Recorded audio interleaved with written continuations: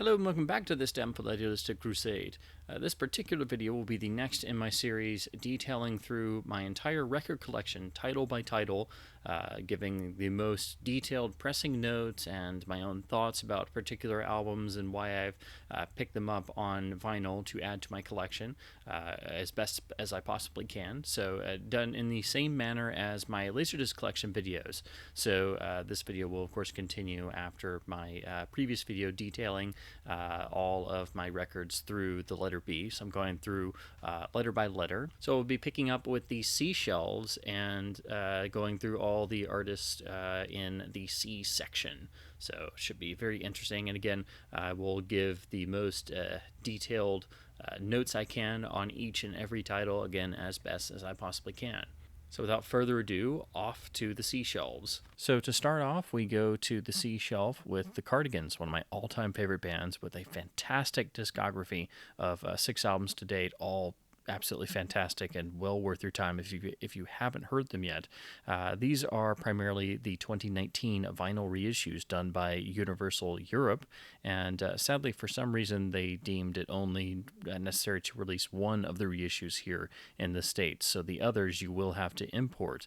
However, even though they're brand new masters, the pressing quality leaves quite a bit to be desired. So it is definitely a bit of a mixed bag. As a huge fan, I was so excited for these because it had been rumored for a while, but some of these albums had never been released on vinyl, and it was such a welcome announcement, being such a diehard fan of admittedly a band that's getting more and more obscure and never seems to get much love in terms of reissues and deluxe editions and things like that. It was great news to finally hear, and especially for their last album that kind of got hit by the loudness war some. Not to mention, I believe all their albums but one, if I'm understanding it correctly, all their albums but one were recorded analog, so that should make the transition very nicely, which it does most of the time. So this, of course, is their 1994 debut album, Emmerdale, which is really itself quite underrated and kind of sets the stage for their emerging style. The best thing about these reissues that I really have to hand it to them, the packaging and the jackets are first rate. So you have the original art, and all of these are beautiful gatefold presentations. So here you get band shots with this lovely lyric sheet. The printing quality on this is top notch. It is a nice, slightly thicker cardstock, so it's going to hold up extremely well. My only thing is I wish the actual vinyl quality itself, the pressing, was as nice and premium feeling, or I should say premium sounding, as the jackets are on these. So no complaints whatsoever with the actual packaging, and the art reproduction is wonderful. On some of these you are getting a little bit more art than what was on the CD, but it is pretty much replicating what you have on the standard CD releases. And then the inner sleeves are these beautiful, thick, glossy photo sleeves. They are the slightly thicker type of sleeve with a little bit of coating on the inside for the LP itself, but unfortunately it's not a poly-lined inner, and because the LP is just shoved in there, you do have a little bit of seam splitting. But again, other than that, beautiful photos and reproduction quality. Again, it's on a nice glossy sort of premium stock. So again, no complaints there. The actual packaging of these releases is first rate. Then you get to the actual LP itself. They are all 180 gram, and they are reproducing to an extent the original label, or labels from the original release, or CD, or singles of the era. So the entire album's on a single 180 gram LP. All of the albums were remastered by Ryan Smith at Sterling Sound, and ostensibly from the original analog tapes. It's credited as that. But again, I'm pretty sure all their albums were analog except for Gran Turismo anyway. But I will say the mastering does sound good. It's very warm and open, but it does take a little getting used to if you're really used to these albums on CD. Some tracks sound much more open, some tracks sound a little bit different. But what really drags the experience and what makes it very difficult to listen to this release in particular, I believe these were pressed at GZ Media. And the pressing quality, and I've read reviews and talked with other fans or people who have purchased these, and it seems to be sort of a mixed bag because I have all 6 of these. Some are better than others, but unfortunately they all have pressing defects. They are a bit noisy. They can clean up pretty well, but the noise does come into certain tracks. But then on this release in particular, it does seem like there's a bit of non-fill, which I can't get rid of course, because that's a pressing defect. So unfortunately, it really mars what otherwise should be a really nice release. And it's really a shame because the mastering sounds good in terms of the source. The packaging is excellent. It's a 180 gram LP pressing, but the actual pressing quality itself leaves quite a bit to be desired. And this is probably the worst affected of the 6 in terms of the copies I have. I've heard from some people their copies are fine. It just seems to be a luck of the draw thing. And it also seems to be different copies are affected. It just totally depends. Again, pretty much all of the 6 of this reissue series seem to be affected with some pressing issues here and there. Most are okay, but Emmerdale here seems to have some non-fill, which is really unfortunate. This is a beautiful sounding recording anyway. I thought the CD always sounded excellent.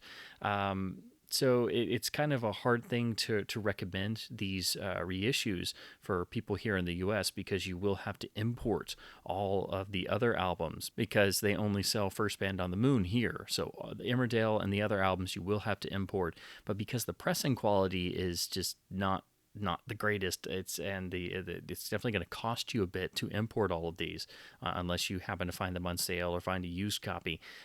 It's not really something I can recommend because there are already good sounding CDs out there, and I'm pretty sure these were probably digitally cut. I'm not for sure. It doesn't credit anything. It just says mastered from the original analog tape, so I presume it was probably done to high-res digital and then cut from that. I could be wrong, but that's just my guess based on the information out there. It does seem like some of the that perhaps these 2019 high-res remasters have turned up on some high-res music sites for purchasing high-res audio, but I've never been able to confirm that for sure. It'd be great if that was the case, because I would love to hear these new masters without all the pressing defects, which are really unfortunate and really sort of mar what could have been a fantastic reissue campaign. I do hope it helps the band get more noticed and maybe people pick up some of these and get into the band's discography, but it's just really something unfortunate with these with this particular reissue series. Next up is their 1995 second album, Life, and what's great about this particular release is it really rights an old wrong, because for the first time on vinyl, this is the original album track listing as it was conceived and released in Sweden and several countries in Europe, and I believe Japan as well. But unfortunately in the UK and here in the States, it was released with really a mixture of tracks from this album and the first album, Emmerdale. So most people are probably more familiar with this sort of international sampler track listing. And there was actually a different one for the UK and a different one for the US. And so it was actually quite difficult to track down the original version of the album, even on CD. I wound up having to piece mine together and just make my own custom CD, because the Emmerdale CD release in the US had the extra tracks that were taken off the original version of the Life album on a bonus disc. So I had to basically make my own CDR to finally hear the album the way it was intended. And so I've just carried that track listing around ever since. It's a really fantastic album when heard properly, and originally it was released on vinyl, and I believe it was in the UK track listing version. So again, it was a hodgepodge of tracks from the first and second albums, and this really is the first time that the original album has been released on vinyl in its original incarnation. I don't think Emmerdale got a vinyl release before this point either, so this whole reissue series is also getting, again, as I said before, several albums out on vinyl that were either very rare or unavailable, and in the case of Life, unavailable in its actual intended form.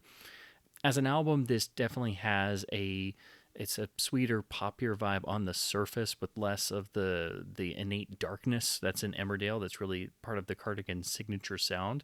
But it's also a sort of concept record in sorts, and there is a sort of if you want to look at the lyrics very closely and follow the tracks in order, there's different story threads that sort of start and exist and culminate on the final track. So it's much better when heard in sequence and in this sort of semi-concept album.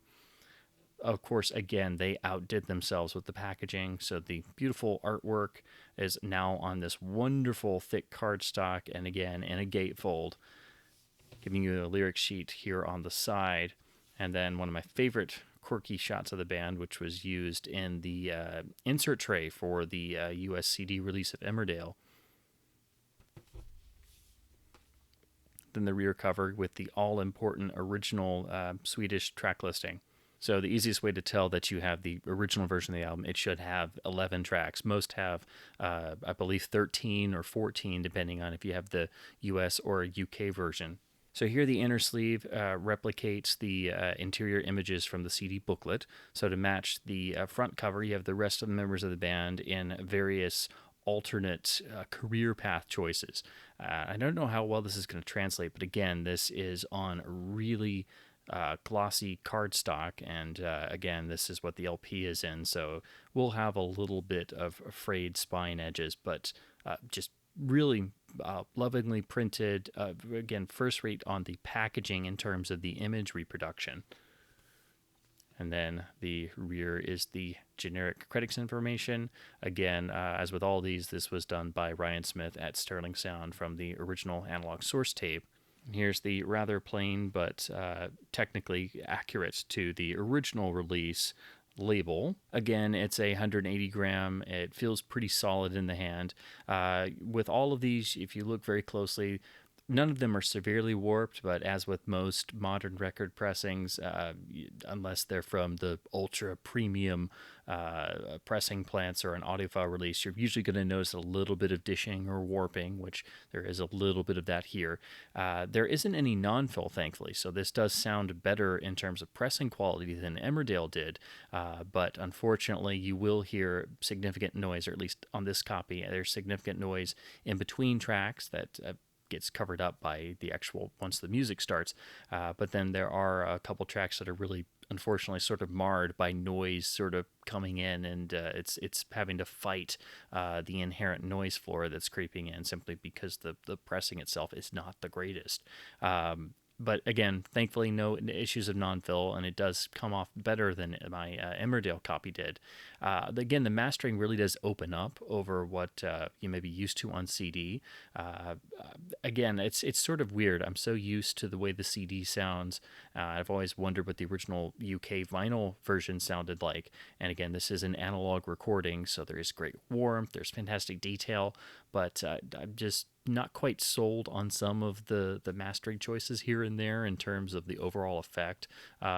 It sounds great overall, don't get me wrong, and it's really rewarding hearing some of the veils lifted off, like the high end, or things like that. But there are certain tracks that I'm so used to the way they are on the CDs that it's kind of a little jarring hearing them this way with different mastering choices applied. And again, my guess is these were probably mastered to high-res digital, and then this would be digital cut vinyl. But again, that's just a guess. I just wish it didn't have the pressing flaws, because outside of that, this should be a fantastic reissue series, and unfortunately the pressings don't quite match up to everything else. As far as the album concerned, it's fantastic. All 6 of the Cardigans albums are Desert Island discs for me. They're fantastic. Each one's a little bit different, but they're definitely worth your time. And if you've never heard this album in its original form, with the original Swedish track listing, you're really missing out, because it is a much better record than most people realize. Because again, most people have heard some export track listing version. So, of course, we move on to one of the band's most famous albums, and the only one that you can actually get here in print in the US, which is 1996's First Band on the Moon. And even though the artwork may look very low res, that is intentional. That is how the artwork has always looked, almost like a washed out satellite transmission, which I believe was the intent. And it's wonderfully reproduced here. Again, I really have to commend the packaging job done on these. They're not ultra fancy, but they were definitely done with care and detail. I wish the pressing quality matched it in terms of the vinyl itself, but I can't complain about the jackets and the inners. So again, having a band shot from the what we're used to seeing in the CD booklet, plus a lyric sheet printed on, and then the same for the rear, again recreating the original CD booklet. Now this album did come out on vinyl in very limited quantities back on the original release year of 96. Unfortunately, I've never been able to purchase a copy because they go for usually quite exorbitant prices, and I have heard some samples. It does sound really nice and warm, with a certain quality, a certain warmth that's not quite there on the CD version that I'm used to. So I was very much excited to try this because I was hoping there would be some of that, and hopefully someday I can get an original pressing without having to, absolutely break the bank. Again, with the very glossy photo inner. And again, I have to say, these are really nicely done because they do have a nice weight to them as well. And then the rear with your credits information. Again, like the others, this is mastered by Ryan Smith at Sterling from the original analog source tape. Again, the LP itself is a nice 180 gram. It feels nice and solid in the hands. Not really any dishing on this copy, not really any warpage either, which is nice to see. And again, this is the one of the 6 you will be able to get in your local record store or buy online if you're here in the US without having to pay import fees. This one is the one you can find, and then based on this one, if you're a big fan of the band, you'll be able to judge for yourself the quality and then decide if you want to go get the other 5 in this 2019 reissue series. I will say it is better in pressing quality than the first 2 albums. I was very pleasantly surprised because, I was really hoping I didn't have, 6 clunkers that I had to pay, definitely quite a bit more than I normally would for a new vinyl release. There is a little bit of noise in between tracks. It doesn't overwhelm like it did on Life, but there is one spot where it does unfortunately mar the second half of a particular song. So one song is technically affected. Again, it's not ruined, doesn't ruin the listening experience, but it is unfortunate. And, when you're supposed to be getting a more premium product, that you shouldn't be having to deal with pressing issues quite like that. And this is not an issue of not cleaning it deeply enough. This is, it's baked in there because it is a pressing flaw itself. And no real amount of cleaning is ever going to completely eliminate stuff that is, again, from the pressing itself. But other than that, it does have a nice warmth to it, and it is a bit more open, like all of these, compared to what's on the CD. But again, I have to say, some of the mastering choices, it makes it a little bit jarring of a listening experience compared to what I'm used to. I really want to get the original 1996 pressing, the European one, someday, because, again, I've only heard some samples of particular tracks, like little 30-second clips and such, so I'm only really guessing at what it could sound like. But I was really impressed at the openness and the warmth of that pressing. And the original CD itself is no slouch. Really, all the Cardigans albums sound good on CD. And didn't really get affected by the loudness wars until really their last album. So this is another great record if you've never heard it. And again, it's the one of the 6 you'll be able to get at a relatively affordable price, around $20 or $25 here in the US, whereas all the others you will unfortunately have to import. Again, I don't know why Universal Music did this, because the whole reissue campaign was teased for a while, for a number of years, and then when it finally came, we only get one album in the US, but it's from the same pressing plant, so I don't know why they wouldn't sell all 6 here, but there you go. So of course next is 1998's Gran Turismo, which is If I had to choose one Cardigans record as my favorite, it would have to be this one. This is the one that cemented my love of the band. And this is the one album that supposedly was recorded digitally and really shows them moving into much more of an electronic territory, as most bands really started to do in the mid to late 90s. This also was available on vinyl in very limited quantities back in '98, which go for an insane amount on eBay usually. And it's been one of my holy grails in terms of vinyl collecting ever since I got into collecting records, really. I was always curious to see if it would sound much different to the CD version, which with most albums in the late '90s on CD, they are a little trifle loud, and of course the band with their history sort of going along with the emergence of the loudness wars. Every band, each album would get progressively a little bit louder, so on and so forth. So, since that original vinyl release was always unobtainable, this was the one that I was most excited to get in this reissue series, just to see, would it improve the sound quality any, and how it would stack up versus the against the CD I was used to. So again, the original art is beautifully replicated on this wonderful gatefold sleeve. It looks fantastic. There is beautiful imagery in here. I've always really loved the all the artwork that came along with this particular album, and the sort of existential crisis feel that it had that definitely fits with the overall tone of the record itself. Again, the same beautiful, thicker cardstock photo inner with a nice glossiness on the actual images, which really jump off. Again, this was mastered by Ryan Smith at Sterling, and the label of the LP replicates what is on the original CD as well, which I always appreciate, especially for albums I'm really fond of. I really appreciate always keeping the original label art where possible. Now, again, this is 180 gram pressed at GZ Media, and it doesn't really suffer from the pressing problems as badly as the previous album, so it seems very much like the first album was the worst, and with each successive album they get a bit better in pressing quality.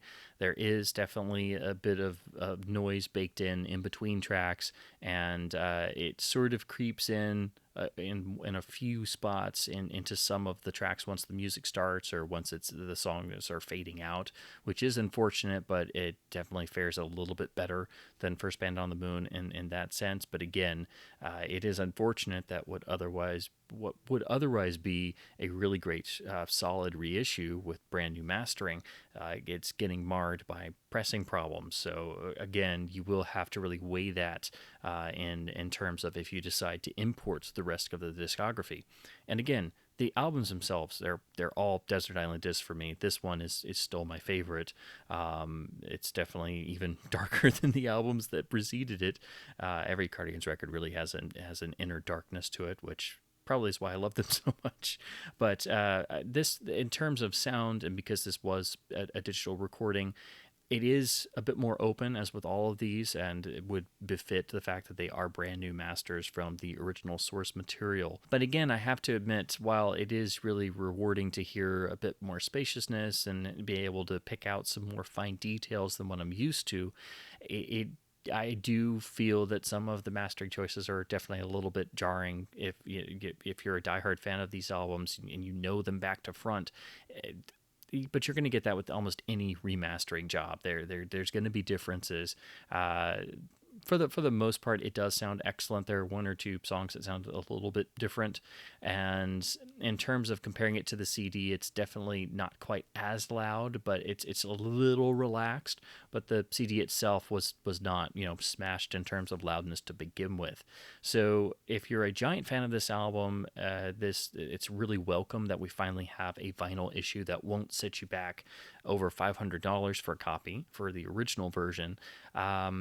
I wish the pressing quality was better, and I'd be really curious again to find these masterings in high-res digital if they are indeed for sale as downloads somewhere, because I'd love to hear them away from the not-so-good vinyl pressings, which otherwise it's great to have these finally back in print, have these on vinyl for all fans of the band and for people to come in fresh, new to these albums.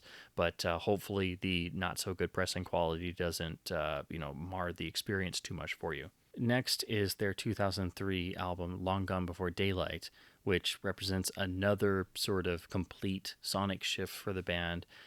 Recorded analog. It's a beautifully recorded album. Sounds fantastic on every release, really, and even the CD, which is definitely a little bit loud, but never so much to overwhelm anything. The CD itself sounds great.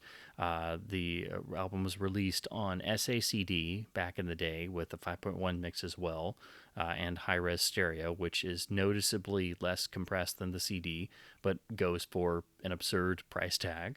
And it also got a vinyl release back in the day, which is itself very rare and hard to find and very expensive. But it also got, strangely enough, it was pressed as both a single disc LP, and because it's a long album, it got pressed as a 2-disc LP as well. And the 2-disc version is supposed to sound a bit better, and itself is very expensive and very rare. And I think that one was actually just done as a promo copy, so that makes it even more absurdly expensive. So lo and behold, a number of years later, I believe in about 2015 or so, we got this pressing from Fugitive Records, and this was done for Record Store Day. So this one is quite uncommon now and usually goes for a little bit. It's a single disc LP, but it does have a nice gatefold, which gives you the whole lyric sheet across the entirety of the expanse of the gatefold. Then here's the rear. The inner is just a plain polyline inner sleeve, so there's no photo or custom inner. And the actual LP itself is a single standard speed LP. It is 180 grams, has some nice weight to it. I don't know who did the mastering of this. It doesn't really credit it anywhere, and there's nothing in the dead wax. It's just generic. And I was very pleased with this because the pressing quality is actually pretty solid. I've heard some people have gotten noisy copies of this pressing, and then I've heard others like me didn't really have any issues. Sound-wise, it's definitely a bit more dynamic than the original CD, and I have heard samples of the high-res stereo of the SACD with the higher dynamic range score, and this sounds very comparable to that. So my guess is, since I don't have anything to work off of in terms of mastering info, my guess is this is probably done from that same source as the high-res SACD stereo, because it sounds pretty much the same as that. And so if you're looking for this album and you don't want to import the 2019 version and risk it having pressing flaws, whereas this, there are some reports that it does have pressing flaws, you can still occasionally find this for cheap, and I was lucky that I was able to get a copy before the prices really went much higher. But it does still occasionally pop up on eBay for around $20 or so. So if you've never heard this album outside the CD and you really like it, this is a good way to go in terms of testing the waters, because you can get it for relatively cheaply when it does pop up. But unfortunately, even this usually goes for quite a bit more than that now. But I will say that even this 2015 pressing is an improvement over the original CD. But again, this album is so well recorded to begin with that it's just a pleasure to listen to on any release. So now we come to the 2019 European Universal reissue. This really wonderfully, because it is a longer album, it is once again spread over 2 LPs, just like the original promotional release was back in 2003. And I wish it didn't suffer from some of the same pressing quality flaws as the previous albums, but again, like with Gran Turismo, it's not quite as bad as the first albums.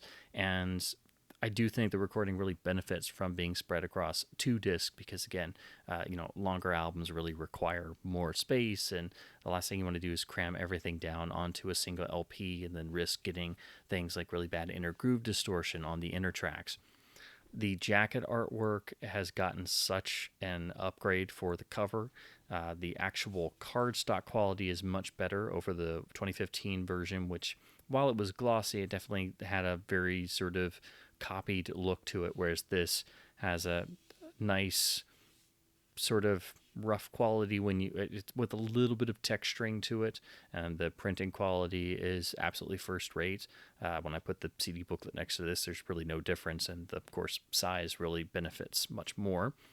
The gatefold is the same with the same lyric sheet information. The only difference is the credit for Ryan Smith mastering at Sterling Sound from the original analog tape and upgraded 2019 legal information.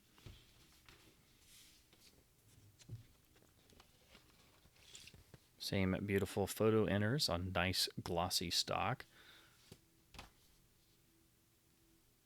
And then the LP itself, again, 180 gram for both LPs. And if you notice, there's actually quite a bit of dead wax. Most sides only have about 3 tracks per side. So they give the tracks enough breathing room so they're not cutting them really tight. And that, of course, increases the sound quality overall. So I do really appreciate they did that. It does really help with the spaciousness. And again, the mastering does really open up. And of course, this is the first new mastering since the original 2003 release. And in terms of it, I like it being opened up. I like getting the extra detail, but again, it is a little bit jarring hearing some of the different, mastering moves and different EQ here and there. But again, this is such a well-recorded album to begin with. It's really amazing hearing it opened up even more.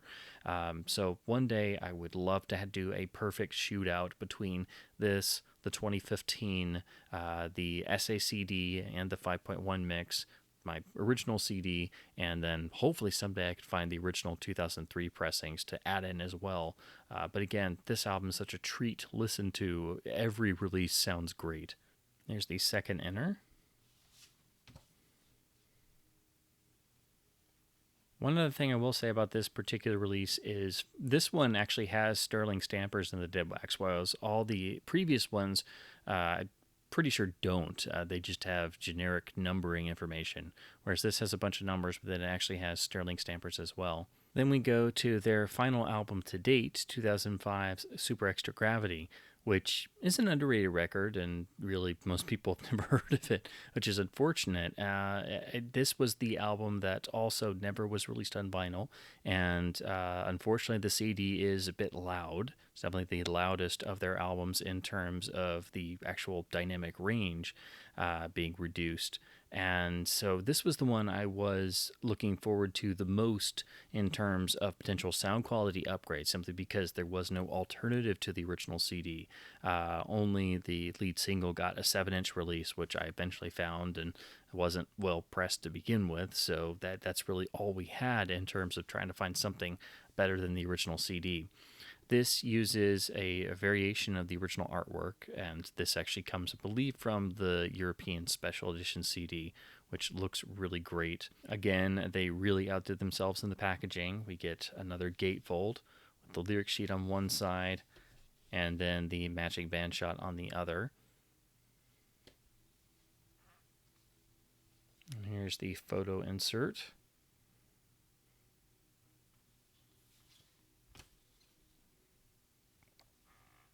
Then the label matches the original CD. Does carry the Sterling stampers, again mastered by Ryan Smith at Sterling from the original analog tape source, and definitely is far more relaxed, far more open, and much better dynamically than the original CD. So perfect upgrade there. This is the one of their albums that, in terms of the original release, definitely needed the upgrade the most in terms of its dynamic range score. So perfect upgrade in that regard. Again, some of the pressing flaws do kind of rear their head a little bit. Again, Emmerdale was the worst offender in that because it actually does have non-fill in it.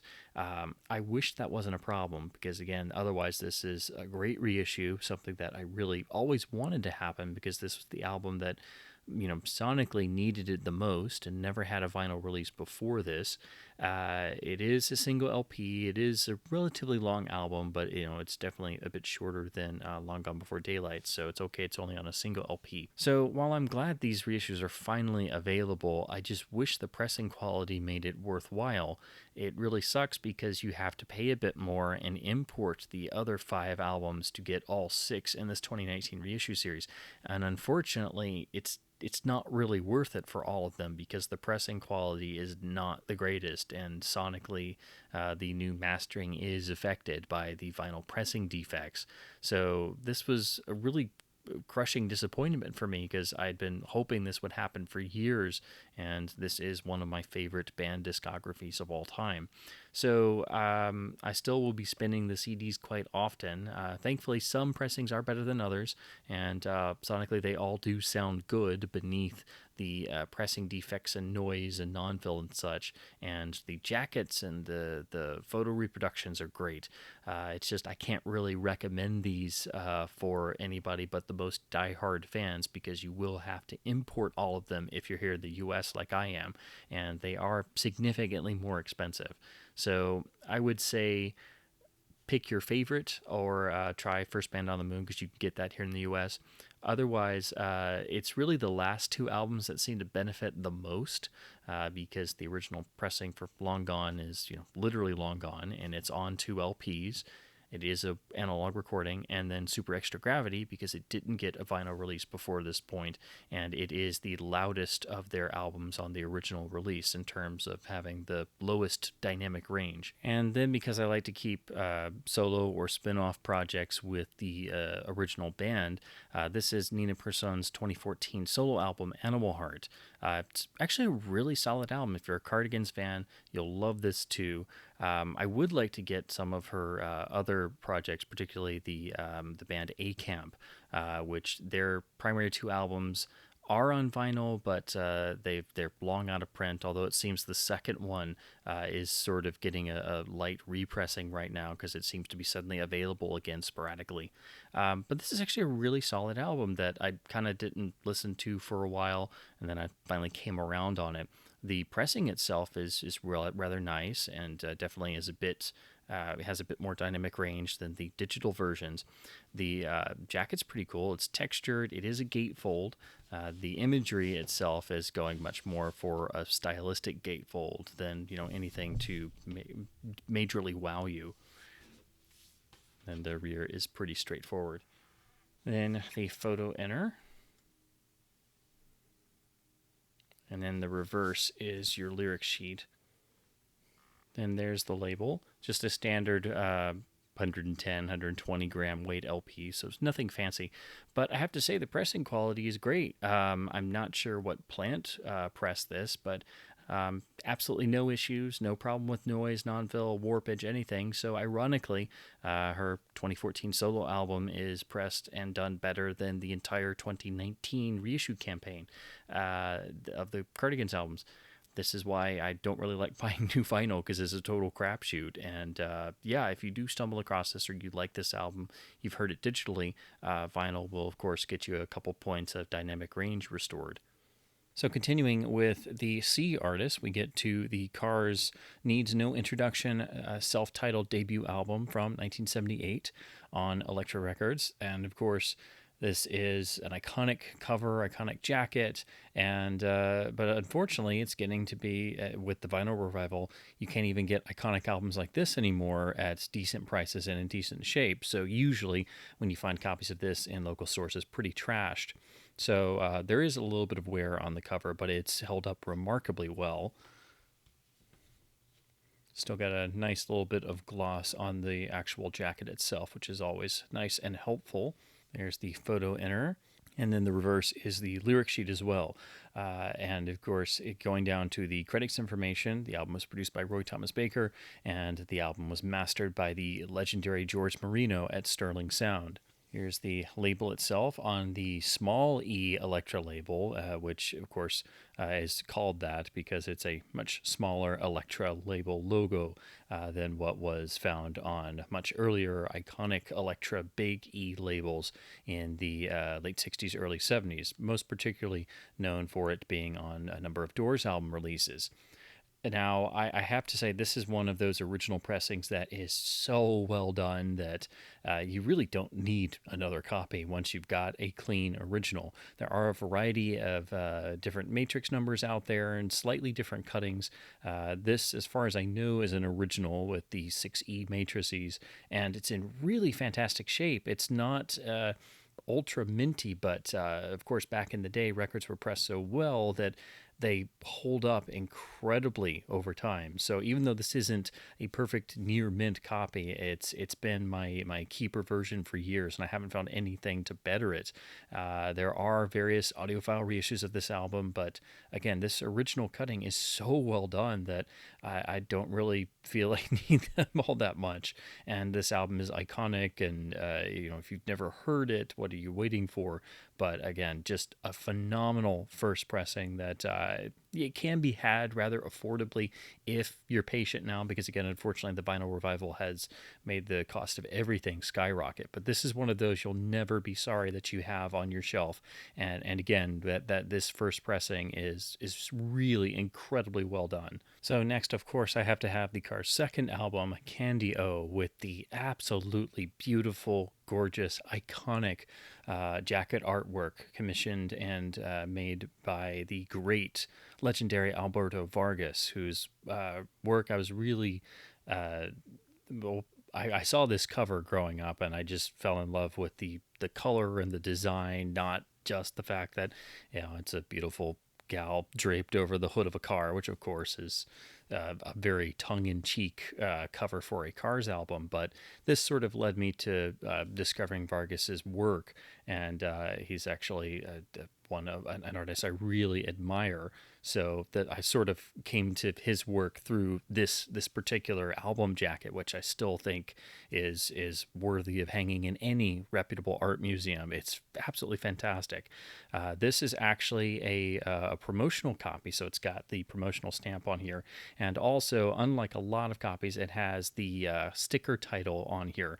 Most of the time you'll find this and it doesn't have the actual band or album title on here. So here it's done in the form of a hype sticker. There's the nicely designed rear with the band photos, which continues on into the photo inner, with a similar matching design, with the other side having the lyric sheet and the credits, just like the self-titled. And again, this is mastered by George Marino at Sterling Sound, and once again, he knocks it out of the park. Both of these records sound fantastic. Even if you're not a big Cars fan, you'll be able to pick these up, and regardless of how good your turntable setup is, they just jump out of the speakers. They're really warm and vibrant. They sound fantastic.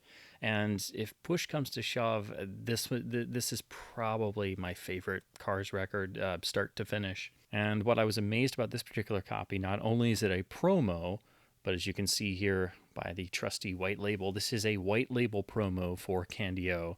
And I've never seen another white label promo in person for the earlier Cars albums. So this was a complete surprise. The album itself is in mint shape. The cover has a little bit of wear, and the inner has a little bit of wear, but it's absolutely perfect. And again, sonically, this is right up there with the cutting on the first album. These sound fantastic, and I was just really blown away at finding a white label promo in a local record store a number of years ago. So this is one of those times where I found a white label promo and I didn't have to pay the usual heavy premium for it. And once again, this cover is simply put one of the greatest covers to any album ever. It would easily make my top list of best album covers of all time. So next we move to a band that I've gotten into much more heavily over the years, and really without question I think is one of the most underrated and undervalued bands of all time. A band that still to this day has unjustly never been inducted into the Rock and Roll Hall of Fame, despite being nominated, I think, at least 14 or 15 times by now. And that, of course, is the iconic band Chic. This is their studio debut album from 1977, the self-titled, and all their records, I think, are really essential from their main heyday period on Atlantic, and all of them sound great. I think pretty much all of them were mastered by Dennis King, and even if you're more familiar with the hit singles and the 12-inch singles, which are fantastic as well, the albums themselves are horrendously underrated. And Chic is a band with one of the greatest rhythm sections in the history of time, so they transcend far more than just what they're seen as being one of the great highlights of the disco era. So again, this is the first album. And while the back is rather plain, you get all your credits and all the relevant information. Again, this was mastered by Dennis King at Atlantic. But again, that front cover is beautiful, and of course it's an iconic cover, and with the iconic logo for the band's name, it looks really great. And most of the times when you find this album, it's pretty beat to crap, as pretty much all the main Chic albums are, because they were literally played to death, whether in clubs or in homes and for parties or late night listening sessions, so on and so forth. Now, there's no custom inner for this, just a standard generic paper inner. Of course, behind Atlantic, you have the iconic triple color Atlantic label. Again, this was mastered by Dennis King, so it's got his etchings in the dead wax, and he did so many fantastic cuttings. So you definitely get your money's worth with the Chic albums. But why I was so happy about getting this minty copy is if you look closely here on the label, you'll notice, if I can get this to focus, but if you look there, you'll see the catalog number ends in MO as the letters. The last two letters always on Atlantic, and a lot of other labels designating the pressing plant. So the MO stands for the Monarch Record Plant in Los Angeles, which now amongst a number of audiophiles is the preferred plant to get things from if you're looking at US copies. Typically, Monarch pressings are viewed to be maybe a little bit hotter or more dynamic because they were in LA, and so the idea would be that they would get the fresh master tape cuttings, so they'd be cutting from the master material, whereas plants, further out or on the other side of the country might get copy tapes.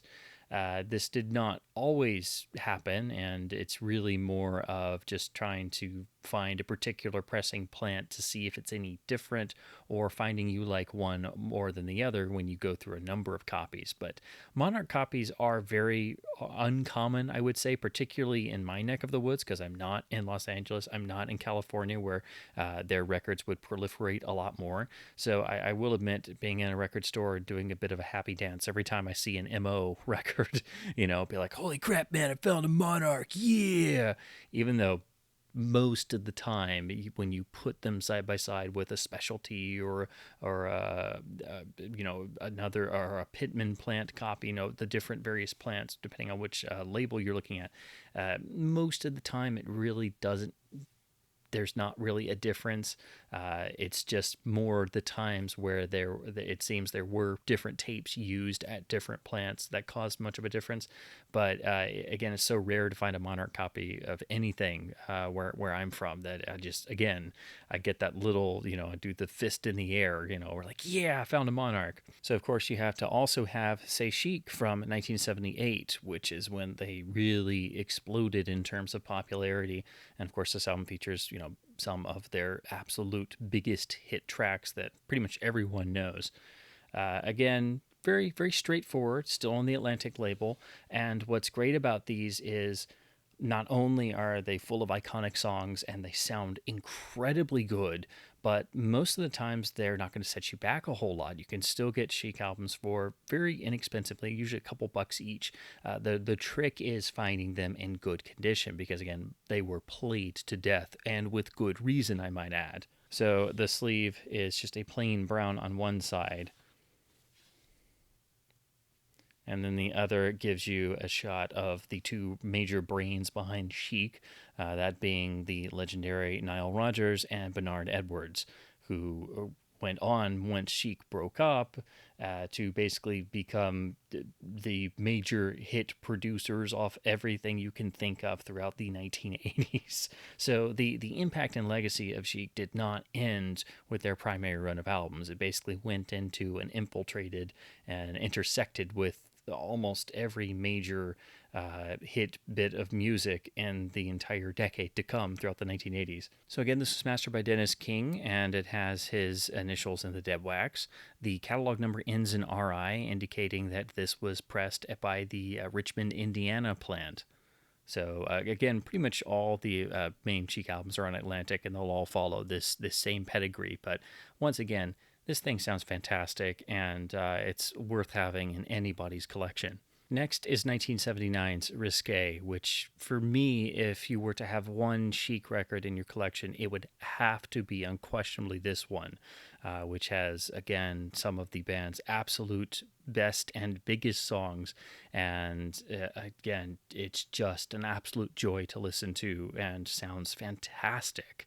And I also really adore the cover with the band members posed around in sort of a throwback murder mystery vibe, almost like it's been ripped out of an Agatha Christie novel, and sort of this whole staged affair, which is reversed on the rear, where the murder victim is alive at the piano. Of course, the murdered victim seems to be Bernard Edwards himself. This theme carries on over into the photo enter, where you have a different staging of now it's Nile Rodgers who's about to be murdered.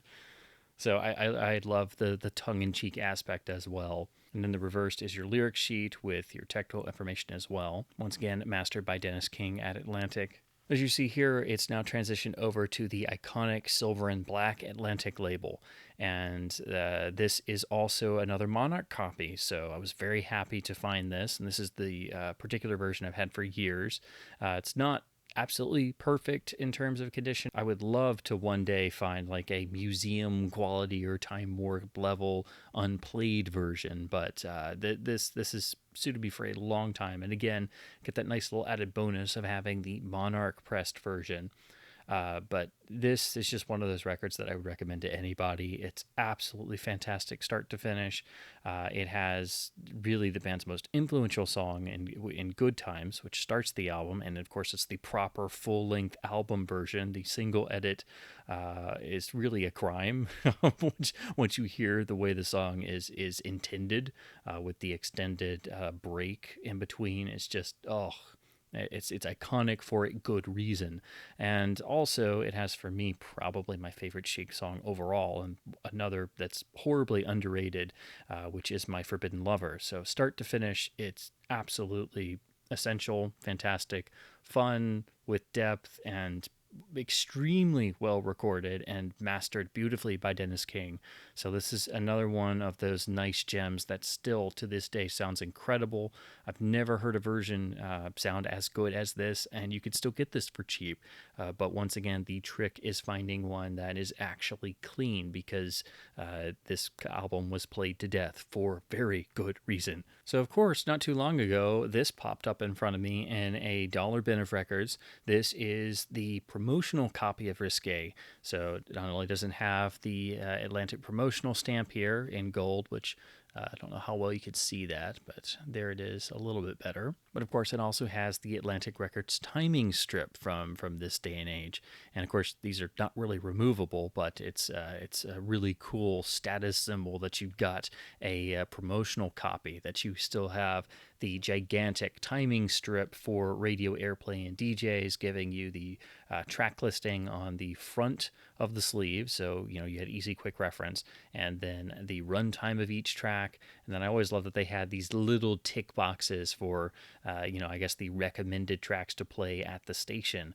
And of course, most of the times when you find these copies, you'll notice there will be little pen or pencil marks on particular tracks that would have been marked by DJs or programmers or the head of the station or what have you. Of course, the real reason why I like to find promos, outside of getting that little rush of excitement when I see the gold promo stamp, is the idea is they would be the earliest available stamped copies from the earliest stampers, and they would go out to professionals, radio stations, DJs, music reviewers, critics, so on and so forth, who knew how to take care of records, and then once they were played, hopefully would then go back on the shelf and be kept pristine from then on.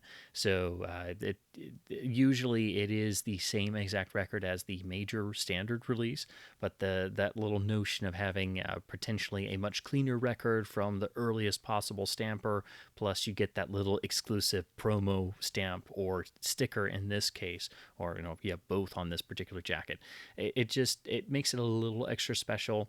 Maybe it's not really worth a premium price, and you really shouldn't have to pay a premium price for it in a record store, but it is something that I enjoy trying to find, particularly for favorite albums. If I can find a promo, it makes it even sweeter.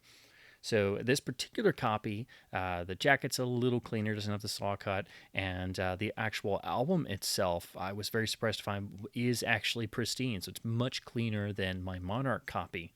So again, same label and everything, but this time it's RI, which again is for Richmond, Indiana.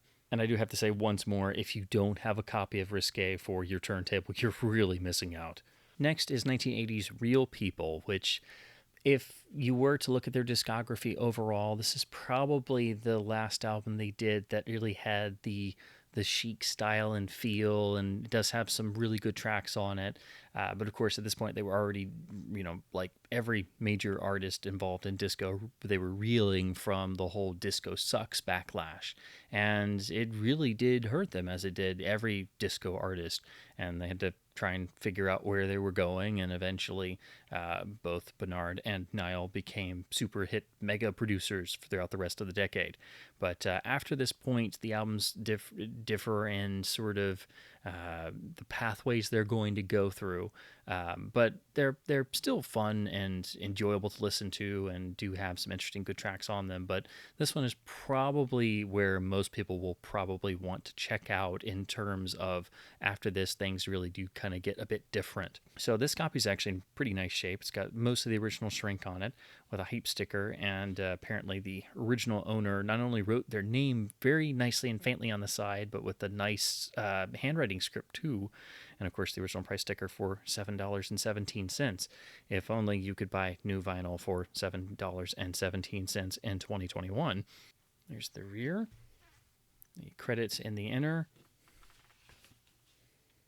and then the photo side. Again, on the classic 3-color Atlantic label, mastered by Dennis King once more. This thing sounds fantastic, as do the previous albums, so no surprises there. And I got this particular one when I, of course, discovered that it is indeed a Monarch press copy.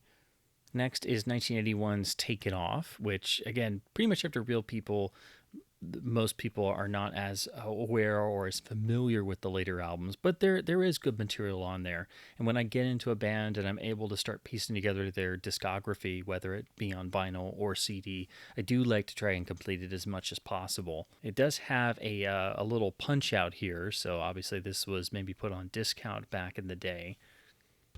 There's the rear. There's the really nice interior art. And in the credits, again, once mastered by Dennis King, no surprises there, recorded at the iconic Power Station in New York. And back to, again, the iconic 3-color Atlantic label. This is a specialty press copy and sounds fantastic. All of these Chic albums do. You won't lose with getting any of them in terms of it on a sonic standpoint. If we could get records in 2021 pressed as well as these, I would be beyond ecstatic. And of course, you can't go wrong with any record that has the 3 primary members of Chic, when you have Nile Rodgers and Bernard Edwards and Tony Thompson all playing together at the same time. It's just, ugh. Next, I've got 1982's Tongue in Cheek, which again is a Atlantic Records promo with the gold stamp there on the title and the Atlantic Records timing sticker strip on the bottom. Just a standard Atlantic group inner. It's on the standard Atlantic label. It's got AR in the catalog number, indicating it's from the Allied Record Company. And the album is credited as being mastered by the legendary Bob Ludwig at Masterdisc. So you would think it would have his traditional RL signature or just a Masterdisc stamp. But for some reason, this copy, it's stamped Masterdisc, but then it has on side 1 a TD initial. And then on side 2, it's got Masterdisc stamped, but then just a T in quotation marks. So I'm not sure who that might be referring to, or if that's supposed to be included with the Masterdisc stampers. But it seems to be mastered by Bob Ludwig, because he didn't always sign the cuts he did. So sometimes if it just has a Masterdisc stamp, or it just says it in the credits of the album, you can safely assume it's an RL cutting. This thing sounds fantastic, of course, as all of these do, and it does sound like it would be an RL cutting. So again, sonically, you can't go wrong with any original Chic pressings. Next is 1983's Believer, which this is actually the only copy I've ever seen physically in person, so I immediately bought it when I found it in a store, actually not terribly long ago, probably about a year or so ago. And again, I've never seen it before or since floating around in the bins. Has this rather nice, interesting sort of crayon-looking artwork, I guess would be the easiest way to sort of describe the sort of design of the jacket. And that continues over onto the rear, and you get your important info in the credits on the back, as with the previous album. Again, recorded at the Power Station and mastered by Bob Ludwig. Get a standard sort of die-cut Atlantic inner with the logo.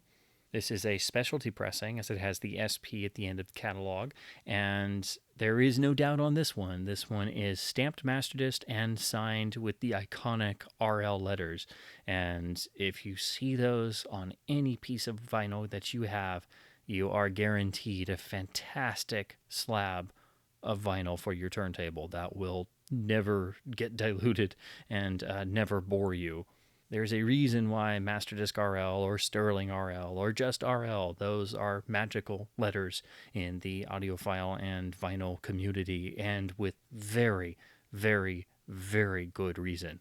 And of course, I did finally get some of their 12-inch singles, which usually feature slightly different mixes, or some of the hit songs have different speeds or tempos, or of course, extended 12-inch versions. And there are a real variety of the 12 inches for especially the bigger Chic songs. So if you want to have absolutely every version, or you want to get the benefit of having a song spread across a 12-inch, or perhaps even one at 45 speed, you will wind up having to track down a number of different particular 12 inches because, again, there's a whole variety of them. And I wasn't really aware of this until I started trying to find some of them. So these two that I have, they're both on a similar label with a generic disco sleeve, where, of course, the only information is on the die-cut part exposing the title. This is the 12-inch for Le Freak, back to a savoir-faire. And this is the 12-inch for Dance, Dance, Dance. But here, side 1 has the 3-minute short version, whereas side 2 has the long version, which clocks in at 8 minutes, 21 seconds. Both of these are, of course, like the majority of Chic's output, are mastered by Dennis King at Atlantic and sound fantastic. So if you do find any clean copy of a Chic 12-inch single, definitely check it out because you will not be disappointed. Next is probably the most famous of Eric Clapton's solo output. That is 1977's Slow Hand, produced by Glyn Johns, with this iconic gatefold cover. Of course, when folded out, gives you the full benefit of the cover shot. And always makes me think of Born to Run, really, in terms of the black and white image spanning the front and back of the jacket. Give you both sides of the gatefold now, which is sort of in this, well, it is literally photos and various tour elements posted on a pegboard. Now, the inner is just a plain generic paper inner, and the album itself is on the RSO label. And this one is one of those that really doesn't need any introduction. And anyone who is into vinyl, has been into vinyl for a long time, is going to probably be pretty well aware that this is a really fantastic sounding original pressing that you can get for not much money, or at least you used to be able to, and you should be able to get this. And it really belongs in most every collection because it sounds really great. It's got the classic TML stampers, meaning that it is a cut from the iconic The Mastering Lab, started by Doug Sachs, one of the all-time great mastering engineers. And you may have heard Clapton's cover of Cocaine, 10 million times on classic rock radio, but never with the immediacy or the grit that this original pressing really has. So I do highly recommend this. This is an easy must-own for anybody with a turntable in terms of if you're into Clapton at all, or you like some of the famous songs from this album, it's really a must-own. So the problem then becomes finding one that isn't destroyed, because they sold tons of this. It was extremely popular.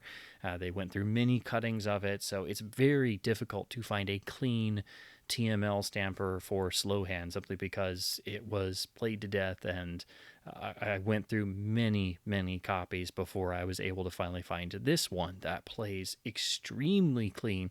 And ironically, this was one of the least expensive copies I bought. I got this at a record convention in one of the bargain sections, and lo and behold, I finally got a clean copy that way. So they're out there, and this is another, again, extremely easy to recommend record that you can't really go wrong with.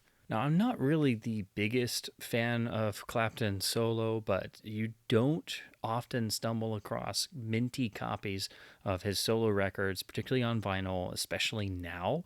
And then when you do, they usually have a premium price tag on them. So I have found one or two more over the years that, again, were so cheap I couldn't leave them sitting there. So this is Money and Cigarettes, still in the original shrink wrap with a little bit of old price sticker residue there. And then the matching photo inner sleeve goes along with everything. It does have some tape from the original owner, so it was torn, but otherwise it's perfectly fine. Then the lyric sheet on the other side. And then a nice touch, it has a custom label for Duck Records, imprint of Warner Brothers, where Clapton was at the time, if I'm not mistaken.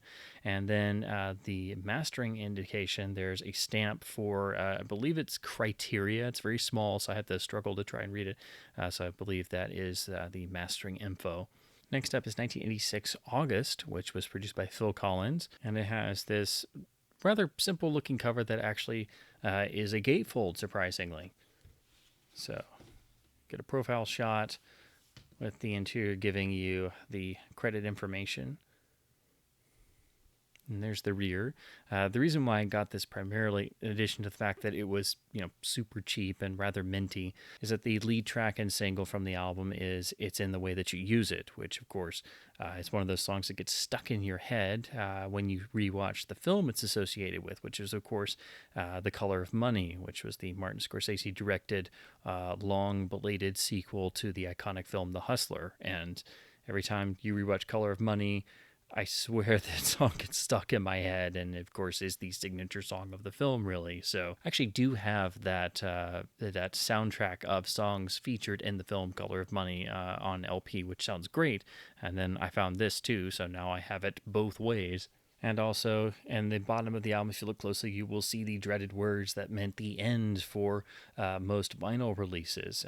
You see the also available on cassette and compact disc. So, of course, most people with high-end sound systems back when this was coming out would already be jumping over into CD, meaning, of course, this album would be pressed in slightly less quantities on vinyl in 1986, and then as the 80s wore on, by 87, 88, 89, vinyl was on its way out. Again, on this Duck Records imprint, but it actually is direct metal mastered because it's got DMM and the dead wax, which had really caught on by this time in the mid-80s, and it was mastered at Sterling Sound. It's got Sterling Sound handwritten, not stamped, in the dead wax.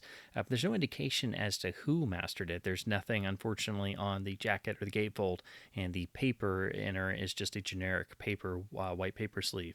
So I really am not sure who mastered it, but it was done at Sterling, and it does sound really excellent. So moving along, we come to one of the real crown jewels of my collection, which is my UK Clash collection.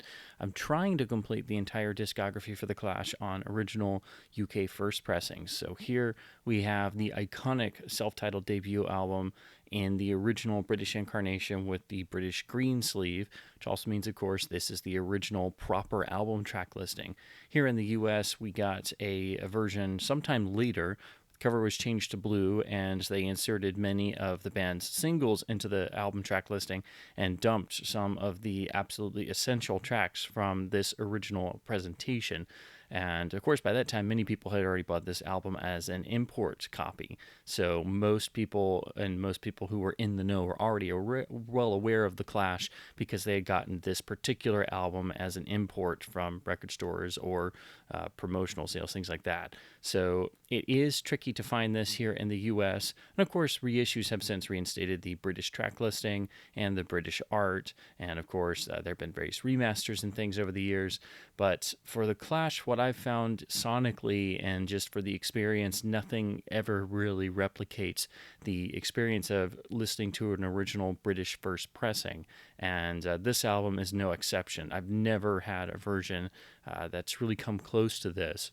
Now, as you can tell, this jacket is in exceptionally great shape. This is one of the best condition copies I have of a British import from around this time. Of course, the album was released in 1977, and I was extremely lucky to find this in, again, this level of mint shape. Most copies of this you find, the cover's really beat, the album's been played to death with good reason, and even those can be pricey. So it is difficult to get a clean copy of the British first pressing, especially of the first album, because they were not printed in as many quantities as of yet, say, compared to their more famous later albums to come. Where she had the traditional, slightly die-cut paper inner sleeve, which is pretty common to a lot of British pressings, and as you can see, even by the inner sleeve, this particular copy has been well loved and well taken care of. And then here is the classic UK CBS. I always call it like the sort of sunburst label because it's, going from deep orange to yellow. This is what the British first pressings will be on, and later on they transitioned over to things like the red CBS label. So if you see one like that, it is a later copy from the early 1980s. Now, this particular one, I was not aware of this variation until I got this copy. If you look closely here on the label, you will notice there on the side, see if I can get this to focus. If you'll notice there next to the CBS, you'll see the little LC designation with the number. That apparently means this is a slightly later cutting. It's not exactly the same as the very first pressing, and some people have said it sounds a little bit different. I still would love to find the absolute true first pressing to compare this to directly. I've heard samples of it, which is why I wanted to find a UK copy so badly. But this comes, exceptionally close. It's the best version I've ever owned, and the matrix info is really close to what's on Discogs for that, true first pressing. So I don't think it's a huge variation, but it is a variation nonetheless, and that is something you will have to be aware of if you're wanting the absolute true first cutting. So this is maybe more like a second pressing or later on in the batch of first pressings, because again, it is still on the Sunburst label, so it's not quite the second and third pressings to come that would be on the red CBS label. I am definitely glad, though, that I got this before the vinyl resurgence definitely took over. It took some doing, and I got this for a really fantastic price. And again, I've never seen another copy of the first album on a British pressing that was, the price I got this for. To get a copy of this album in this mint condition, you will definitely be paying through the nose. Again, whether it's the first or second labels. Now, in terms of the mastering, I'm not entirely sure who cut this, but the dead wax on side one doesn't have anything. There's no credits on the sleeve, but then the credit on side two in the dead wax, there's a little tiny hand-scribed TTY, so I assume that might be the legendary Tim Young, or who also signed his name as Tim Tom quite frequently. And of course, he would go on to cut many of the other Clash records and is one of the great mastering engineers in his own right. I've got many fantastic records that he cut, which of course we will be discussing in just a moment in the Clash discography. So while I'm not entirely complete yet in British Clash pressings, it's actually quite difficult to do. Most especially, it's the second album, Give 'Em Enough Rope, that is the most difficult and most elusive, trying to find a copy here in the States. It seems they didn't really make as many copies of the second album. It didn't sell as well. The US version doesn't even pop up all that much. And there are some cover variations. Most of the US copies, though, that I've come across for Clash albums, in original pressings at least, they are roughly the equivalent of the UK versions, but the UK versions usually still outstrip them, and certain albums are far better than others, but the US versions are no slouch. And of course, don't beat yourself up if you've just got original US pressings, which themselves are kind of valuable today. This is just the case with the first album, where we never got this album properly released here in the US on the original pressing, but the US version does have its fans, and it is a particular part of the Clash history, so it's important for its own rights. And so now we come to the Clash's third album, 1979's London Calling, which needs no introduction. This is one of the iconic great records of all time that if you haven't heard or owned a copy, what exactly are you doing with your life? It's that important. And of course, you had the iconic cover shot here on the original UK pressing from 1979, which is beautifully done. And of course, the cover is mimicking with sort of reference and sort of cheekiness the original Elvis Presley self-titled album. Again, this is the original UK pressing. It still has the hype sticker printed on for 18-track double album for only £5 because the Clash were determined to make the album they wanted to make, and so what if they lost a chunk of royalties and lost money because the record company didn't want to make a double or a triple album? Well, gosh darn it, they were going to do it anyway, and it wasn't going to cost the supposed working man public more simply for having more records. Now, this one, again, it's so iconic that there are many versions and many remasters, and this album is so beautifully recorded and varied in the types of songs it contains that really there isn't a bad sounding version that I've found. It's just that some of the more modern versions, unfortunately and stupidly, apply some loudness compression. So like if you listen to the anniversary CD reissues, they have some loudness compression on them. The Clash did get a whole catalog remaster, I think it was about 2013 or so, for the sound system box set, where Tim Young came back in and remastered the whole catalog, and those are good. Again, this album has never sounded bad because it's so beautifully recorded and put together. But all that being said, this is one of, for me, the best sounding pieces of vinyl ever created. The US pressing I used to own, that was the first version I owned on vinyl, and that US first pressing is really solid on the Epic label. It sounds great. I thought it was, just gonna be okay, but it's really good, and I had to think about it when I finally got to this version. I finally got sold that one, but it is very close to this UK version, but it can't match it. Like that US pressing is very good. It's well done. It sounds great. It's well pressed. But it doesn't hold up to what I think is one of the best cuttings in the entire history of vinyl. Again, Tim Young outdid himself on this. This thing, it has a life, it has a vitality, even though you've heard London Calling 9 million times. I'm talking about the song itself and all the times it's been licensed. This will give it new life. There is nothing that compares to this original UK first pressing. All the other versions are good, and I was surprised even some of the modern vinyl reissues sound really good. I wasn't expecting that, but I've heard some samples, and I was really taken aback. I'm like, oh, these aren't crappy pressings. These are well done. But again, none of them have the magic, the sparkle, the mojo, if you will. And again, the cutting is just brilliant. The mastering is absolute perfection. There is not a bad note. There's not anything that is out of place, and the vinyl pressing itself is flawless. So here's the iconic rear cover, and again, this is not a gatefold, although you would think it would be for an iconic double album. That was part, I believe, of CBS cutting corners because they didn't want to put out a double record for the Clash, and the Clash insisted anyway. So, of course, it being the first pressing and the original cover, that means it does not list Train in Vain at the end of side 4, which was a last-minute addition. So if you ever wondered why that happened, that is why. It was literally tacked on at the very end, and, of course, the Clash being as talented as they were, they come up with one of their most iconic, timeless songs, one of the greatest songs ever written, and it's just like, just throw it on the end. We were going to put it out as a flexi disc or single, and we're not going to do that anymore, and just throw it on there. Who cares if we can't print it on the jacket? Here are the iconic inner sleeves on a nice sort of glossy, well, I should say paper with a slight glossiness to them, but with the handwritten lyric sheets.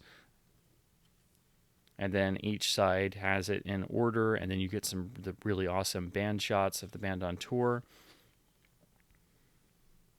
So again, each side is represented by a panel in the double insert.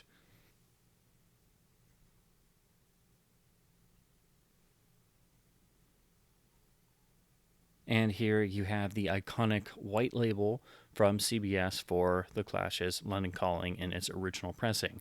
Some later reissues have replicated a version of this white label, and I think some of the vinyl represses do that as well. But if you're looking for the true British first pressing, you will have to, of course, look for the iconic white label on all four sides.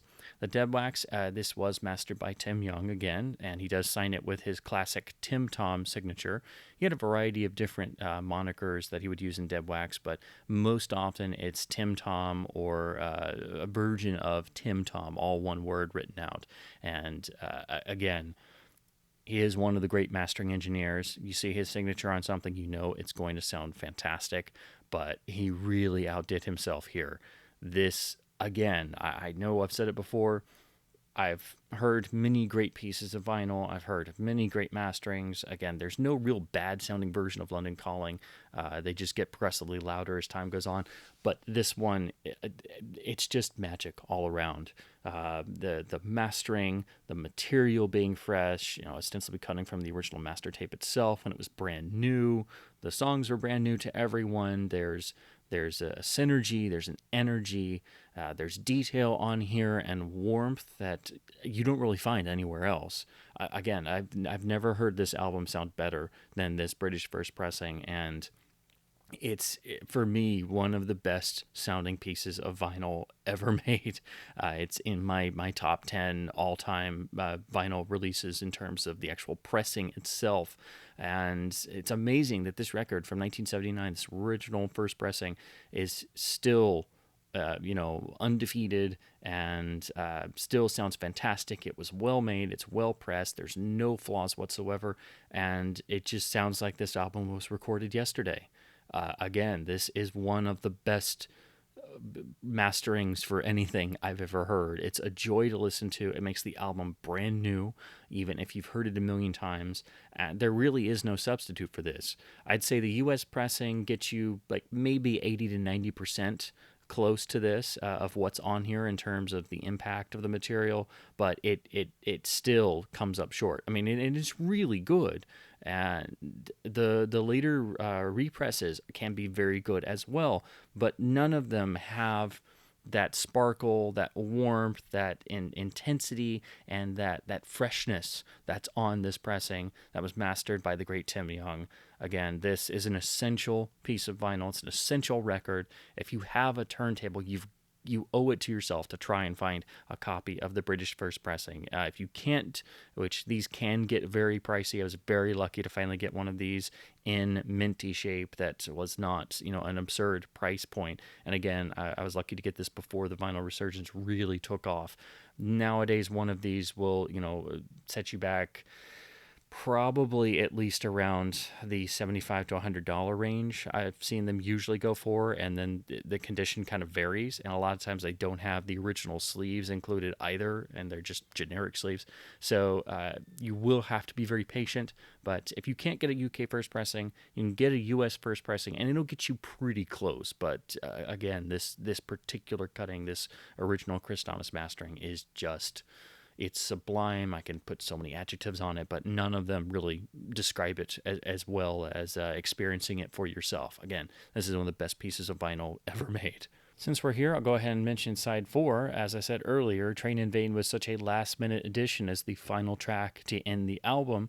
Not only is it not included on the original rear art, which doesn't list it at all, on the original pressing in the UK, it doesn't list it on the label either. So if you look very closely, you will see. So it's not on the label, it's not on the jacket, and record buyers, when this album first came out, would have been surprised, had they not been paying attention, that there is a 5th song on the side. If you look very closely at the gaps between tracks, there's clearly a 5th track. And of course, there's no indication of what it's even called.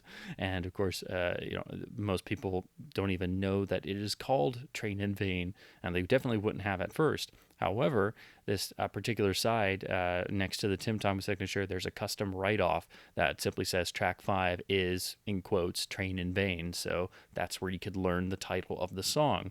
Later pressings would add the song title, of course. It's on all the CDs and all the reissues. I believe the US pressing lists it as well, the Epic label, but I don't have that copy anymore, so I can't verify that for sure. But I seem to remember that it listed it, because of course the US pressing was slightly later enough that they could actually add it to the label at least. But of course, the song is very famous for not being named on the original pressing anywhere except for the Dead Wax write-off.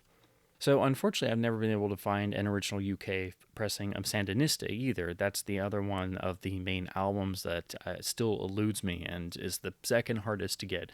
And of course, it's hard to get complete and in good shape because it was iconically a triple album, which makes it more expensive, more difficult to get complete, and almost always at least one of the discs or some of the sides are pretty shot. So moving on to Combat Rock, this is the original 1982 UK pressing. I have owned the US one, and the only difference in terms of the jacket is the UK one, it has the more traditional, thinner, almost floppy style UK cardstock. So of course the US one will be much thicker and more sturdy.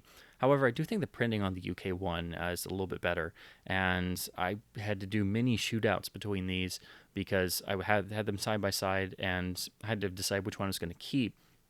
Finally, I decided on the UK original, which I think sounds slightly better, has a little bit better low end, and a little bit extra, a tiny extra bit of detail on the high end. But other than that, if you've got the US original, it's about 95% what you have on the UK version. I think the UK version just outstrips it a little bit, but they are very, very close. I had to do a lot of jumping back and forth to really decide which I was going to keep. So again, the US pressing is no slouch and sounds great on its own, but for this album in its complete form and the best sounding version around, I think you do have to go for the UK original, which I have here. Again, it is the floppier, thinner style UK jacket, but again, the printing is excellent. And there's the rear cover. You have the additional information indicating this is a UK or European pressing, which is how you are able to identify if you're looking at copies on eBay. And some people are, shall we say, some sellers are not the most forthcoming or the best in researching what they're actually selling. So you do have to always scrutinize what you're looking at to make sure that you've got an original UK pressing instead of another copy of the US version or one from who knows where. So that's an easy way by looking at the back cover and looking at the catalog info. Another element of the original UK issue is it came with this beautiful fold-out poster, which I will try to get all on camera here at once. So you've got this wonderful band shot matching the iconic cover shot. Try and get it to where you can actually see Paul, who's over in the corner. But this, when you see, poster included described in most vinyl releases, it's usually a small fold out or like the fold out poster in a magazine. But this is a really substantial poster, and most of the time this is long gone in copies of this album and torn up and everything. And I believe it was exclusive to the UK version. Now, the sort of distressed color, the sort of desaturation and almost layering of like a black and white look is intentional. That is in this poster. It's not just that it faded. It's a really distinctive look, and for me it's one of my absolute favorite fold out posters. But again, it is only in the original UK pressing as far as I'm aware, and it's a really great display piece. Like I've hung this on the wall before. I would like to just go ahead and put it in a frame, but of course I have so much in terms of posters and things, it's hard to find room to even be able to hang anything, let alone I need about 100 different frames. Here's the original inner sleeve with the handwritten notes and lyrics printed in this interesting square pattern. You do have to scrutinize a little and hold it up close to read all the lyrics, but I always love the handwritten Clash inserts. There's side 2. And of course, this record was produced by Glenn Johns. Originally, it was to have been a double album, a sort of concept record called Rat Patrol at Fort Bragg. It is unfortunate that we never got that officially released with all the tracks that didn't make it. But of course, Glenn Johns was no stranger to helping a band focus who was in sort of trouble and not able to agree on a concept record and distilling it down to a single album. So in that way, Combat Rock really is very much like The Who's Next, which Glenn Johns produced, and was the sort of focused remnants of Pete Townshend's abandoned Lifehouse project, which is still one of the great lost albums that never was. But we got the focused single disc Who's Next out of it, courtesy of Glenn Johns' production, and helping the band focus on the tracks that really were working. And that sort of repeats itself on Combat Rock, I think. Here is the original custom label for the album. Later pressings would drop this, and of course, the US version that I had was simply on the Epic label. I'm not entirely for sure if any US copies ever had the particular custom label. I don't think that they did, or if they did, they were only the very earliest copies. So this is another indicator of, if you're trying to find the UK pressing of this, you can look at the actual labels. Now, the mastering run out has Noel C and the Dead Wax on side 1 and nothing on side 2, whereas the US copy was mastered at Masterdisc, and that's another way, probably the ultimate way of telling between the two masterings that you've got, because that one has obviously the Masterdisc stamp on it. And again, sonically, they are very close, but I do think the UK version does outstrip the US one to a significant enough degree that you can hear it audibly. The other thing to note is with this album, the track Inoculated City, which is one of my all-time favorite Clash songs, has a sample of a commercial in it, and it's for the, amusingly, for the toilet bowl cleaner 2000 flushes, and it's sampled in the track. And of course, this is really long before that sampling was, it hadn't even really been named, I don't think.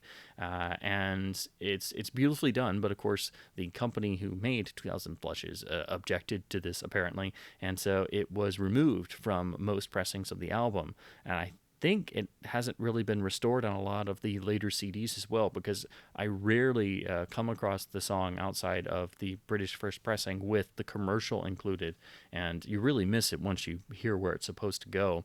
I'm not entirely for sure. I think the sound system remaster that Tim Yum oversaw, I think that might have restored it. So I'm pretty sure it's available in some other iterations, but not all of them. So do be aware of that. If I'm remembering correctly, I don't think my US pressing had it, but I could be misremembering that. But I'm pretty sure it didn't have the 2000 Flushes commercial. And again, it should be there. And I guess maybe it was a thing where they didn't exactly license the commercial, or I think the company just objected to its use, period. So I don't even know if they licensed it, or maybe they did and the company just didn't like it. But again, that is something you will have to be aware of if you're trying to get the actual full complete experience for the album. So next we have the UK 12-inch 45 RPM single for Rock the Casbah. This is the only Clash 12-inch that I have for now, and the Clash, are known for having many great non-album single songs that have been collected in various ways. I do have the original Clash on Broadway CD box set from 1991, which sounds pretty good, but I hope to one day also have the original UK 7-inch singles, simply because they do seem to have the same sort of great sound and magic and sparkle to them that the original British first pressings for the albums do.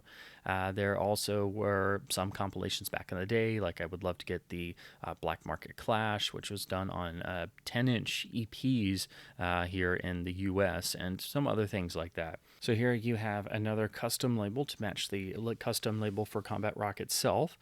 It is cut at 45 speed, and interestingly, this was mastered by Howie Weinberg at Masterdisc, who did master the US pressing, so it's not the same mastering as the UK version, which is, it's always interesting to see what mastering pops up on the various singles, the 12 inches, the 7 inches, because it's not always the same as even the album release in the same country. Again, you get the bonus of this being at 45 RPM for, better audio fidelity, and I just can't remember off the top of my head if this is the album version or the single mix. I think it may be the single mix because, of course, it's a 12-inch single. And, of course, that's the trouble of doing these videos, because you're in the middle of recording and then suddenly you can't remember a particular, mix, what mixes on what release or who did what, and then you start having brain farts. So sorry about that. But Rock the Casbah has a slightly different mix for the single version compared to the album version. It's basically the single mix has some extra bells and whistles on it, which I don't like really. I prefer the album version as it is, and you never know which version you're going to hear. They're always, whatever compilation or whenever you hear it on the radio, it just depends on whatever their source is. Is it going to be the album version or the single version? Some people really prefer the single version. I know my sister really loves the single version. She hates the album version for some reason. I think because it's missing those bells and whistles. And the Clash had done this before. The Magnificent Seven from Sandinista does have that same phenomenon where one mix has more bells and whistles and more layers, and the other is much drier and more naked, if you want to use that as a term. So it's interesting to have that sort of variation to be able to look at. But in both cases, I really do prefer the album version over the single version. Then the B-side is Mustafa Dance.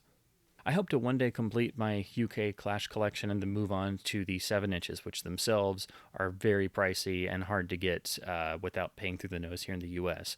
I also need to get a copy of Cut the Crap, which I've heard some people, even though it is a notoriously disliked album, with good reason. It was very compromised, and unfortunately, once the band really splintered and broke up, it's really not definitely not where you should start with the Clash if you've never heard a Clash record before. But I have heard or seen some rumblings that maybe the UK version is perhaps slightly better than the US one, so I would like to get the UK version just to complete the main album discography. So of course, I like to put solo projects from associated bands with the same in my collection. So I do have the first 2 albums of Mick Jones' post-Clash band, Big Audio Dynamite. So this is their first album from 1985, and this is actually an original promotional copy. So it has the classic promo stamp over the barcode. Here's the really cool original photo inner with handwritten lyrics in red, which looks really cool against the cool-looking black and white shots of the band. Again, this is the U.S. pressing. I would assume the UK version might be a little bit better, but I just have the U.S. version. It doesn't say who mastered it, but it was done at the Sound Clinic, and it's just on the standard Columbia label for the 80s. So then we have their second album, 1986's Number 10 Upping Street. Again, this is a U.S. pressing, and again, I managed to find a promotional copy. So just like the first album, it's got the promotion-only gold stamp over the barcode. And it's got a pretty cool inner with the handwritten lyrics. Once again, some really great band shots. And then amusingly on the label, it has the BAD logo behind in the Columbia label itself. So just a nice little extra touch what is otherwise the standard Columbia label of the 80s. This was mastered by Howie Weinberg at Masterdisc. It's credited in the jacket that way, and all you get in the dead wax is it just has Masterdisc handwritten out on side 1, and sounds excellent. Howie Weinberg was a great engineer and cut a lot of great records, and especially primarily in the 1980s while at Masterdisc. Next, we move on to Coldplay, who's really I think their first 3 albums are great. I really do. I know there's still a lot of vitriol directed at them, and I really don't care for the direction they went in after the first 3 records, and I kind of have written them off for their last few albums for sure. But I still think the first 3 albums hold up extremely well. It's unfortunate, though, that particularly the first 2 albums really suffer from the way they're treated on CD, and they have a little bit of loudness compression to them for sure, but also they were primarily recorded analog and have significant warmth and low end that is not always present on the CD and digital versions. Now, Parachutes, their first album, is definitely much more of an intimate affair. They were a new band. It was their first record, and again, it was recorded analog. Only Yellow had some digital work done to it, but again, it's like 90% an analog recording, and definitely it adds to the warmth and intimacy of the album just from the way it sounds. And on CD, it sounds okay. It sounds pretty good, but I think you can tell it should sound a lot better, and it can. Now, originally, when it was released on vinyl in the UK back in 2000, would have been very limited quantities, and it is a very tough record to get, very expensive too. Of course, there's a very loyal fan base that tries to get all kinds of different releases, so that makes it even more difficult. Then here in the U.S., there was a reissue series done by Capitol called From the Capitol Vaults. They did reissues for the first three Coldplay albums. They did reissues for Radiohead and a lot of other bands. But unfortunately, a lot of those were seemingly sourced from digital sources, and they weren't cut very well. And the Coldplay ones in particular just didn't sound good at all. Sounded like the CD master literally cut on vinyl with issues of its own. And those are really to be avoided. And unfortunately, that's all that existed for the longest time. So I knew trying to find an original pressing of Parachutes, which from samples I had heard, I'd seen talk about it online, saying it was a lot warmer, had a lot more bass and a lot more life to it, and as befitting an analog recording. So lo and behold, a couple years ago, suddenly some brand new reissues for the Coldplay catalog started turning up on vinyl, and this was really because they changed their licensing deal. So now they're over primarily at Atlantic. They're a Parlophone label band, but now it's done through Atlantic instead of Capitol here in the U.S. So that meant these brand new vinyl reissues turned up, and they looked otherwise identical to what was on the previous reissues.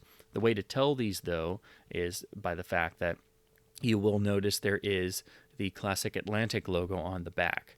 And I only have the one for Parachutes here of this, but from what I've heard, the others are presumably also from the original UK sources as well, or they're brand new cuttings, and they do sound better, significantly better than the crappy original US versions we had here.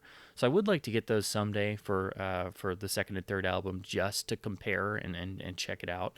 But I couldn't resist for Parachutes because I've wanted to hear this album on a original UK pressing for so long. And I read some reviews saying that this had warmth and definitely sounded much more like what the UK pressing is supposed to sound like. Now, it does replicate the original artwork very well. It's a really nice, firmer cardstock inner with a nice photo quality finish on the actual images. So top marks for that. Extremely well done. The only problem is, of course, you make a fancy thing like this, and then they don't actually give you a polylined inner for the record itself. So that will be something you will have to supply. But that's very common with record releases today. And there's the reverse. And again, this is replicating everything from the original CD and other original pressings. As you can tell from this hype sticker here, this is actually one of those Barnes & Noble exclusive pressings that usually is done in limited quantities, only sold at Barnes & Noble locations or online, and usually sells out pretty quickly, or sits in the bargain section, then disappears, then goes for absurd prices like a couple months later. Now, I don't really go in for custom color pressings. I'd much prefer having a well-pressed standard black vinyl release. I don't need anything fancy. Well, they do look cool, but when it's the exact same mastering and cutting, and particularly when it's the same price, and you can get the special edition or colored vinyl version or clear vinyl version or whatever the flavor of the month they're selling, as long as I can seemingly verify or look at reviews from other people in forums or online to see if the special version is just as good as the standard one, I do go ahead and get the special one, because I know I'll probably regret not doing it later when this hits absurd prices. And of course, this is long since sold out in this custom colored version and does sell for significantly more than the standard release. So, of course, as befitting this album and its warmth and the imagery of the front cover, it is done on this orange-colored vinyl, which has some really nice marbling to it. So, I don't know how obvious that's going to be, but it's very faint, but it is well done. It looks really pretty, and of course, I think any colored vinyl should befit the album that it's for. So I think orange is, of course, the perfect color for this album.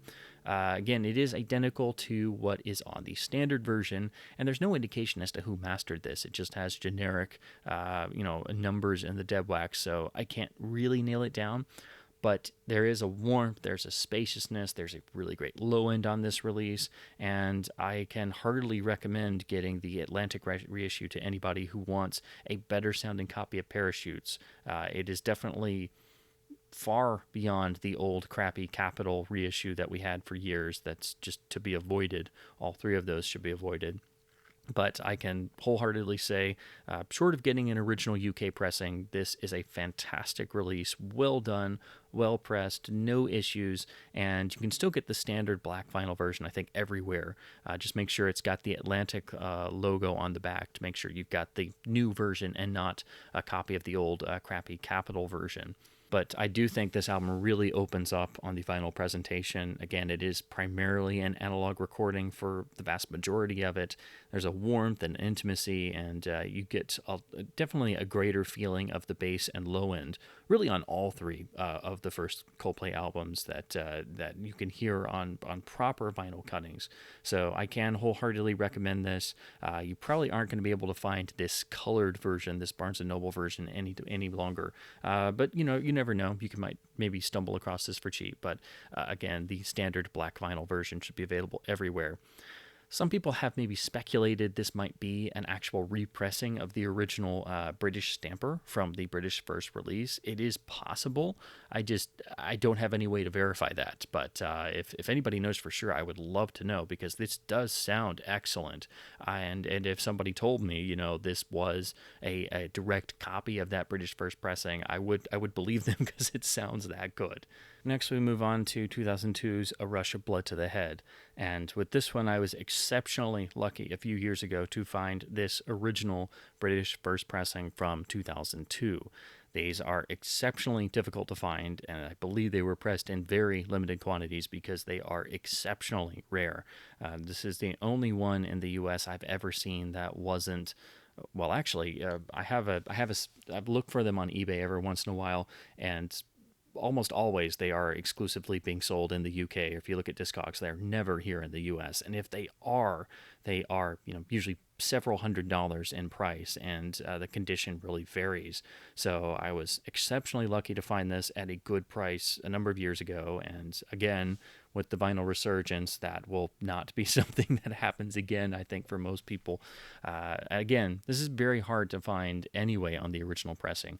It was reissued a number of times. There is the crappy, to be avoided Capitol version that just sounds like the CD pressed on vinyl. But there is the new Atlantic pressing that, like Parachutes, is supposed to sound pretty good. And I've heard some people say that it does have the low end and extra bit on the high end that I experience on this British first pressing. So I guess I should really get that and do a shootout between that and this British first pressing, because it is possible they reuse the same original British material that's on here for that as well, or it's new mastering that is trying to replicate the sound of this. However, for me and what I've experienced so far, this is the way you want to hear this album. It is much more spacious. It doesn't have the dynamic range compression of the CD, and there is substantial greater emphasis on the bass and the low end, which sounds, it really feels frequently neutered, I think is the best term to use on the CD version. And with a lot of these songs you've heard a million times by now, they do open up and they do have new life on this. So if you're ever lucky enough to find the original British first pressing of this album, it is well worth your time and money. And it is also a really nice gatefold. So here on the cover, you do have the stuck-on hype sticker from the factory. I really do love this gatefold shot. I really love this band shot. It's just, very intimate, and it's, black and white, and it's done across the entirety of the gatefold. I've just always loved this image, and with Coldplay in particular, I think they're always at their best when they, just literally focus on making music and being all in the same room, and that of course helps any band. So again, that's another reason why I really only enjoy their first three albums. And there's the rear cover, which is pretty straightforward. Here at the bottom, you do have the Parlophone logo by itself. That's going to be an easy way if you're ever looking at this album, or you're looking at especially copies online or on eBay, and they may purport to be the UK pressing. Well, if you look at the back and you see anything besides the Parlophone logo, they are definitely not the original UK pressing. So, if you see Parlophone and Capitol or Atlantic or something, it is not the original UK pressing. Here is the original inner. It's actually a rather thick cardstock. Unfortunately, no polylined inner or anything. and then the standard credits on the other side. It does credit the mastering to George Marino at Sterling Sound, as the CD does, so I don't know if he cut the vinyl version or if somebody was just working off his mastering. Now, it does credit the mastering to the legendary George Marino at Sterling Sound, who also got credited for the CD, but the actual vinyl cutting itself is by the great Ray Janos, if I'm saying that right, or Janos, I'm not sure, who also was at Sterling. So it's Sterling, RJ, and the Deb Wax, and he also cut the next album, the UK pressing of X and Y. Now, sonically, this really opens up. It's the best sounding version of this album I've ever heard. The only issue is the vinyl pressing itself is a little bit noisy. It's not terrible, and it's definitely nowhere near the problems that you get with a modern pressing. It's also understandable because this was 2002 when vinyl was really more of a novelty done every once in a while or done in very limited quantities without a lot of quality control. So it's amazing this is well done as it is. It is a heavier LP. It feels like 180 gram. I'm not exactly sure of the overall weight, but it definitely feels and has the thickness of a 180 gram LP. So I do believe that it is, or is pretty close to 180 grams.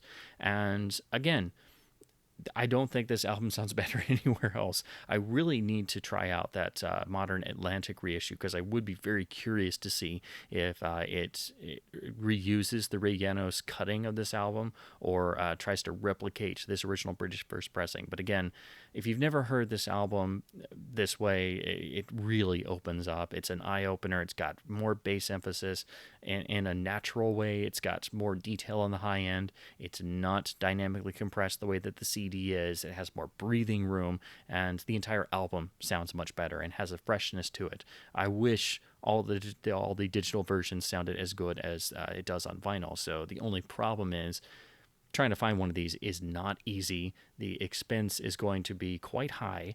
And again, it is a little bit of a noisy pressing. So you will have noise between tracks, and some tracks the noise does kind of start to come through at the very end, fade out. But again, that is understandable, seeing as this was a vinyl record released and pressed in 2002 when vinyl was a extreme novelty. Then we come to 2005's X and Y, which I have here on the British first pressing. This one's a bit different because it is actually a much more deluxe package, and this is actually a slip box of sorts, which contains a nice insert and an actual gatefold fold out for the record itself, which is a double LP set due to the length of the album.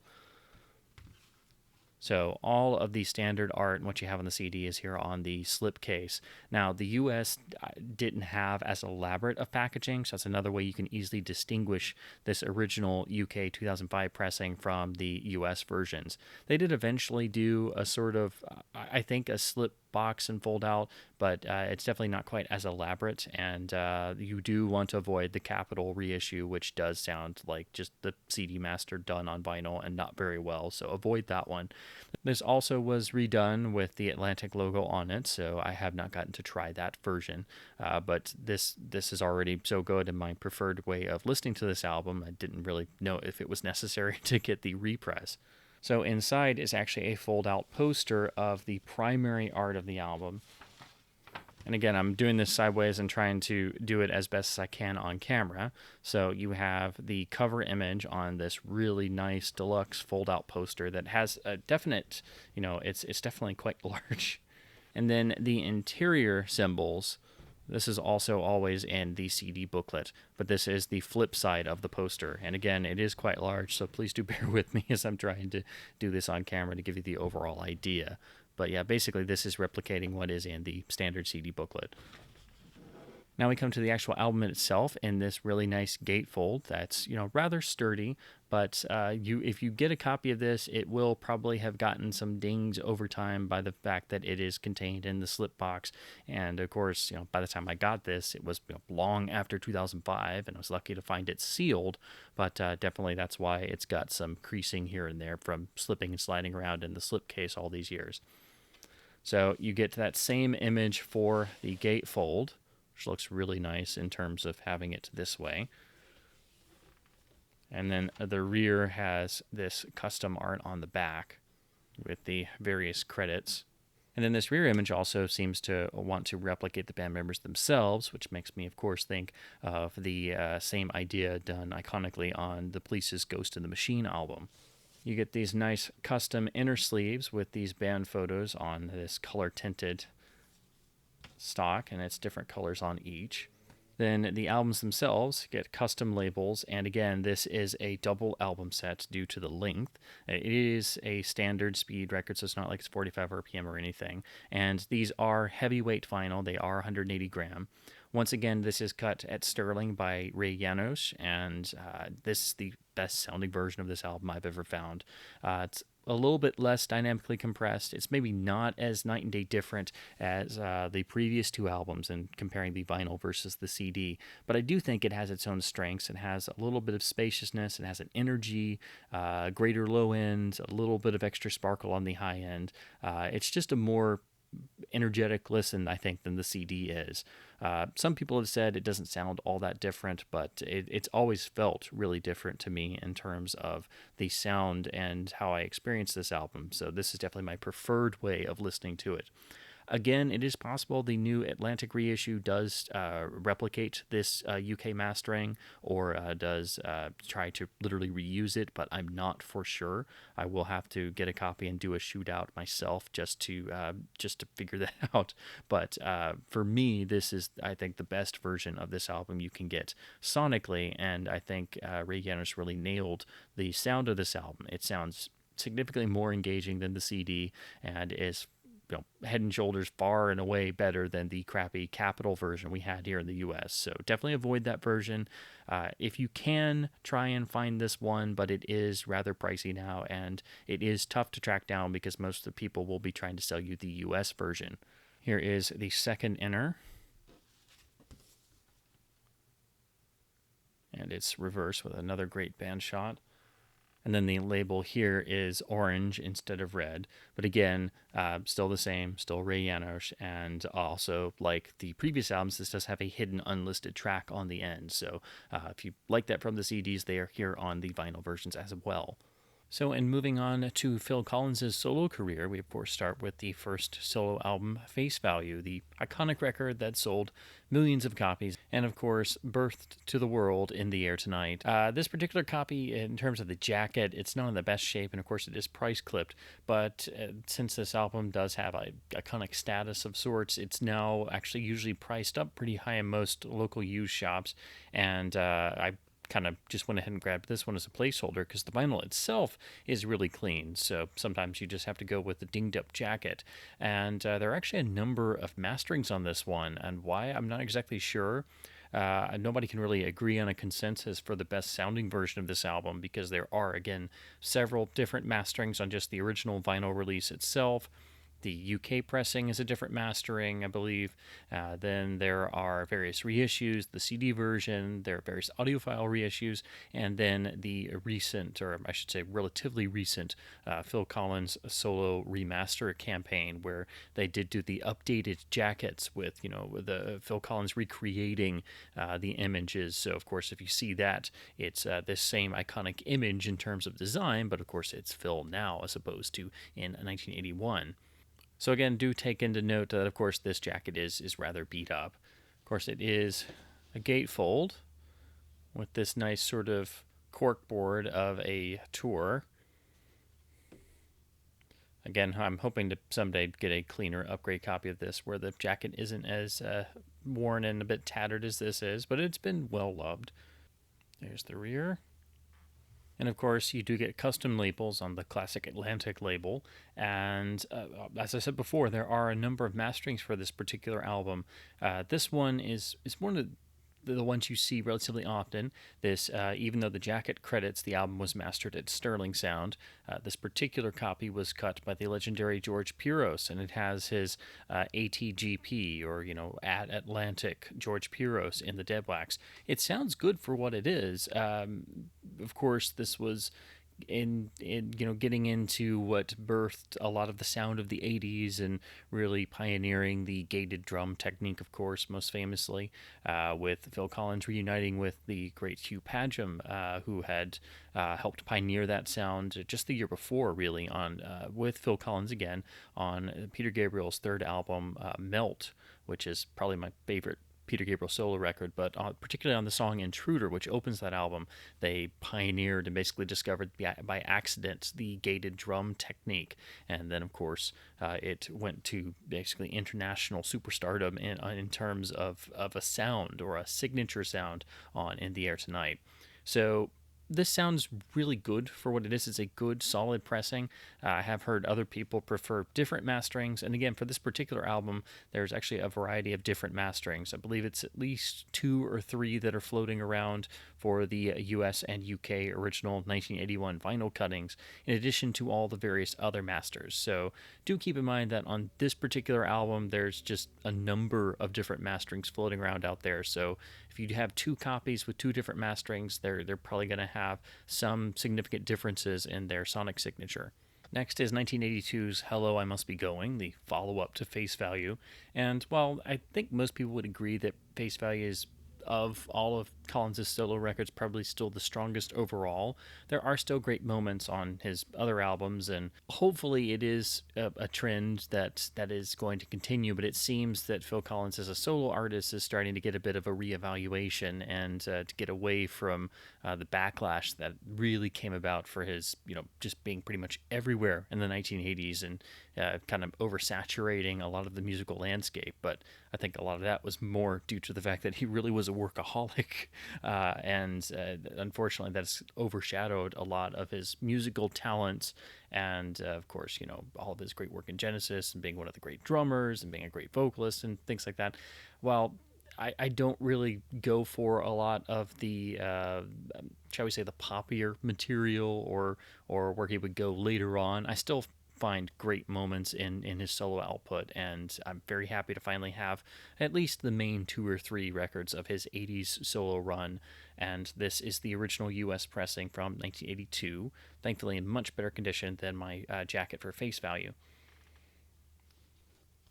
Similar style gatefold, again doing a sort of photo collage with tour moments. Then the matching rear. This one gets a custom insert in a matching blue with handwritten song titles and credits. Then the flip side with the full credits. Again, produced by Hugh Padgham, and you see his name on anything, it's going to sound great and have great amounts of detail focused on the actual production of the record itself. Now, the credit lists that the album was mastered by Ian Cooper, and when you go to the actual LP itself, which carries on the stylized handwritten text design of Face Value, but on a custom blue label, which sets it apart a little bit more, of course. Face Value was such a runaway, ridiculously huge success that, of course, I think they were much more willing to spring for, a fancier label for the follow-up. But the Deadwax here carries the Townhouse stamp, so this means this was mastered at the Townhouse studio in London, carries their trademark stamp. And it does sound really good. Sounds very similar to what you hear on Face Value, and this is a beautiful pressing. It's a really well-pressed record, as pretty much anything from this time period in the early 80s when vinyl was still the de facto medium for music. And again, listening to something like this that you can go buy in a record store for $5, comparing it to a record today in 2021 that can't hold a candle to how well done this is, and it's not 180 gram, it's not anything fancy, it's not 45 RPM, it's not colored vinyl, doesn't have any of that craziness going on, and it's beautifully manufactured, beautifully pressed, well mastered for the material. Just again, a really solid record. It just makes you wish we could get records like this in 2021 if vinyl's supposed to be a premium thing, but that's just unfortunately how the market is. Next, we have 1985's No Jacket Required, which, of course, went on to ridiculously enormous success, but does definitely have a different vibe compared to the first 2 solo records, and definitely has a very distinctive, shall we say, 80s sound to it. So, while personally I do prefer the material on the first 2 records, this is still really solid. And despite that 80s sound, the reason why you want this on vinyl is this is another absolutely knock it out of the park RL mastering. So this is a Bob Ludwig mastered title when he was at Masterdisc, and just a fantastic sounding record that you can get for not terribly much money. But unfortunately, I've noticed with the vinyl resurgence that even you see Phil Collins records, particularly these major, more famous three solo records from the 80s, have gone up in price. So it definitely took me a while to get a clean copy of this particular album with a cover that wasn't trashed and with the RL mastering that, did not have a really high price tag on it, because again, this is a very common album. They sold tons of them back in 1985, and it sounds really good for what it is. Again, the material is, in terms of the production and the way it was recorded, it is, definitely intrinsically dated to that time period, but the mastering really helps it come alive. Once again, produced by the great Hugh Padgham. The sound on this, again, even though it is maybe a little bit more dated, it sounds excellent for what it is. And again, the mastering is absolutely first rate. There's the custom inner, then the photo side. It's on the standard Atlantic labels. This is a specialty pressing, and this is, of course, Masterdisc RL in the Deb Wax, and it's actually on both sides. So this is technically one of those double RL titles that you can look for. He didn't always sign both sides. A lot of times it would just be one side. Sometimes it's just a Masterdisc stamp, and you have to assume if the the album credits that Bob Ludwig cut it, that it does carry his mastering. But sometimes other people would cut things at Masterdisc because, of course, there were multiple engineers. However, this one he did sign both sides, and they both have Masterdisc stamps. It's a fantastic pressing. If you were to have any Phil Collins album on vinyl on an original pressing, it would have to be this one. Just make sure that you're getting an RL copy. Try to get one on both sides. I guess they're all double-sided, but you never know for sure. And of course, try to avoid getting a Record Club copy or something. Of course, all of these were reissued in the remastered campaign. This album was also a big seller on CD, and I believe it's also one of those CDs where it's got an extra track or two to try to entice you to buy a CD. It's also been done by some audiophile labels. I believe Steve Hoffman, the legendary engineer, did a new master for one of the audiophile labels of this particular album. So there are other versions out there that you might enjoy, but this one is just such a solid recommendation on the original pressing, beautifully mastered, that if you're a fan of this particular album, or you like this era of Phil Collins' career, this is a must-own. And if you ever stumble across this in a record store in good shape with the RL signature, it should cost you no more than $5 or $10 because it is very common. It's just a fantastic thing you can find in a bargain bin. It sounds incredible. Then next, I have one of his side project bands. This is the Brand X band, which was sort of a super group of sorts, I guess you could say, of various personnel. This is their 1979 album Product. It's sort of a different outlook on things, and of course, you have Phil Collins on drums, and he's one of the great drummers, period, and just sorely underrated. And I just like hearing his other projects, particularly when he's doing, not just vocals, but, still behind the drum kit, as it were.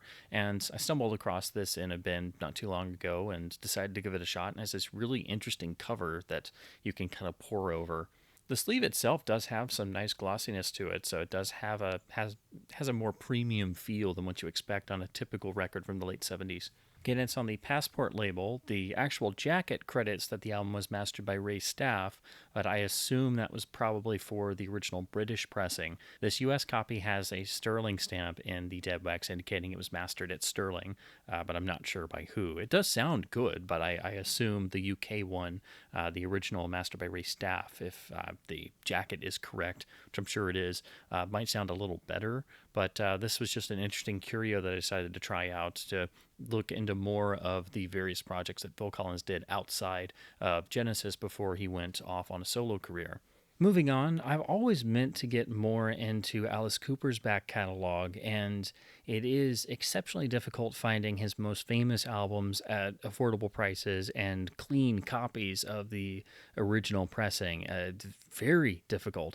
So, this was my primary focus. I always wanted to find an original copy of Welcome to My Nightmare, and finally, lo and behold, I was able to do that. Actually, about a year ago. It hasn't been. It's been taking me a long time to even find this in a clean copy that wasn't some absurd price, and just really happy to finally have this. The cover itself is iconic, but again, when you're able to actually get it in your hands and physically just pour over it and look at all the nooks and crannies and things, it just takes on a whole extra added significance. So again, this is one of those albums you don't want to get a beat up cover of.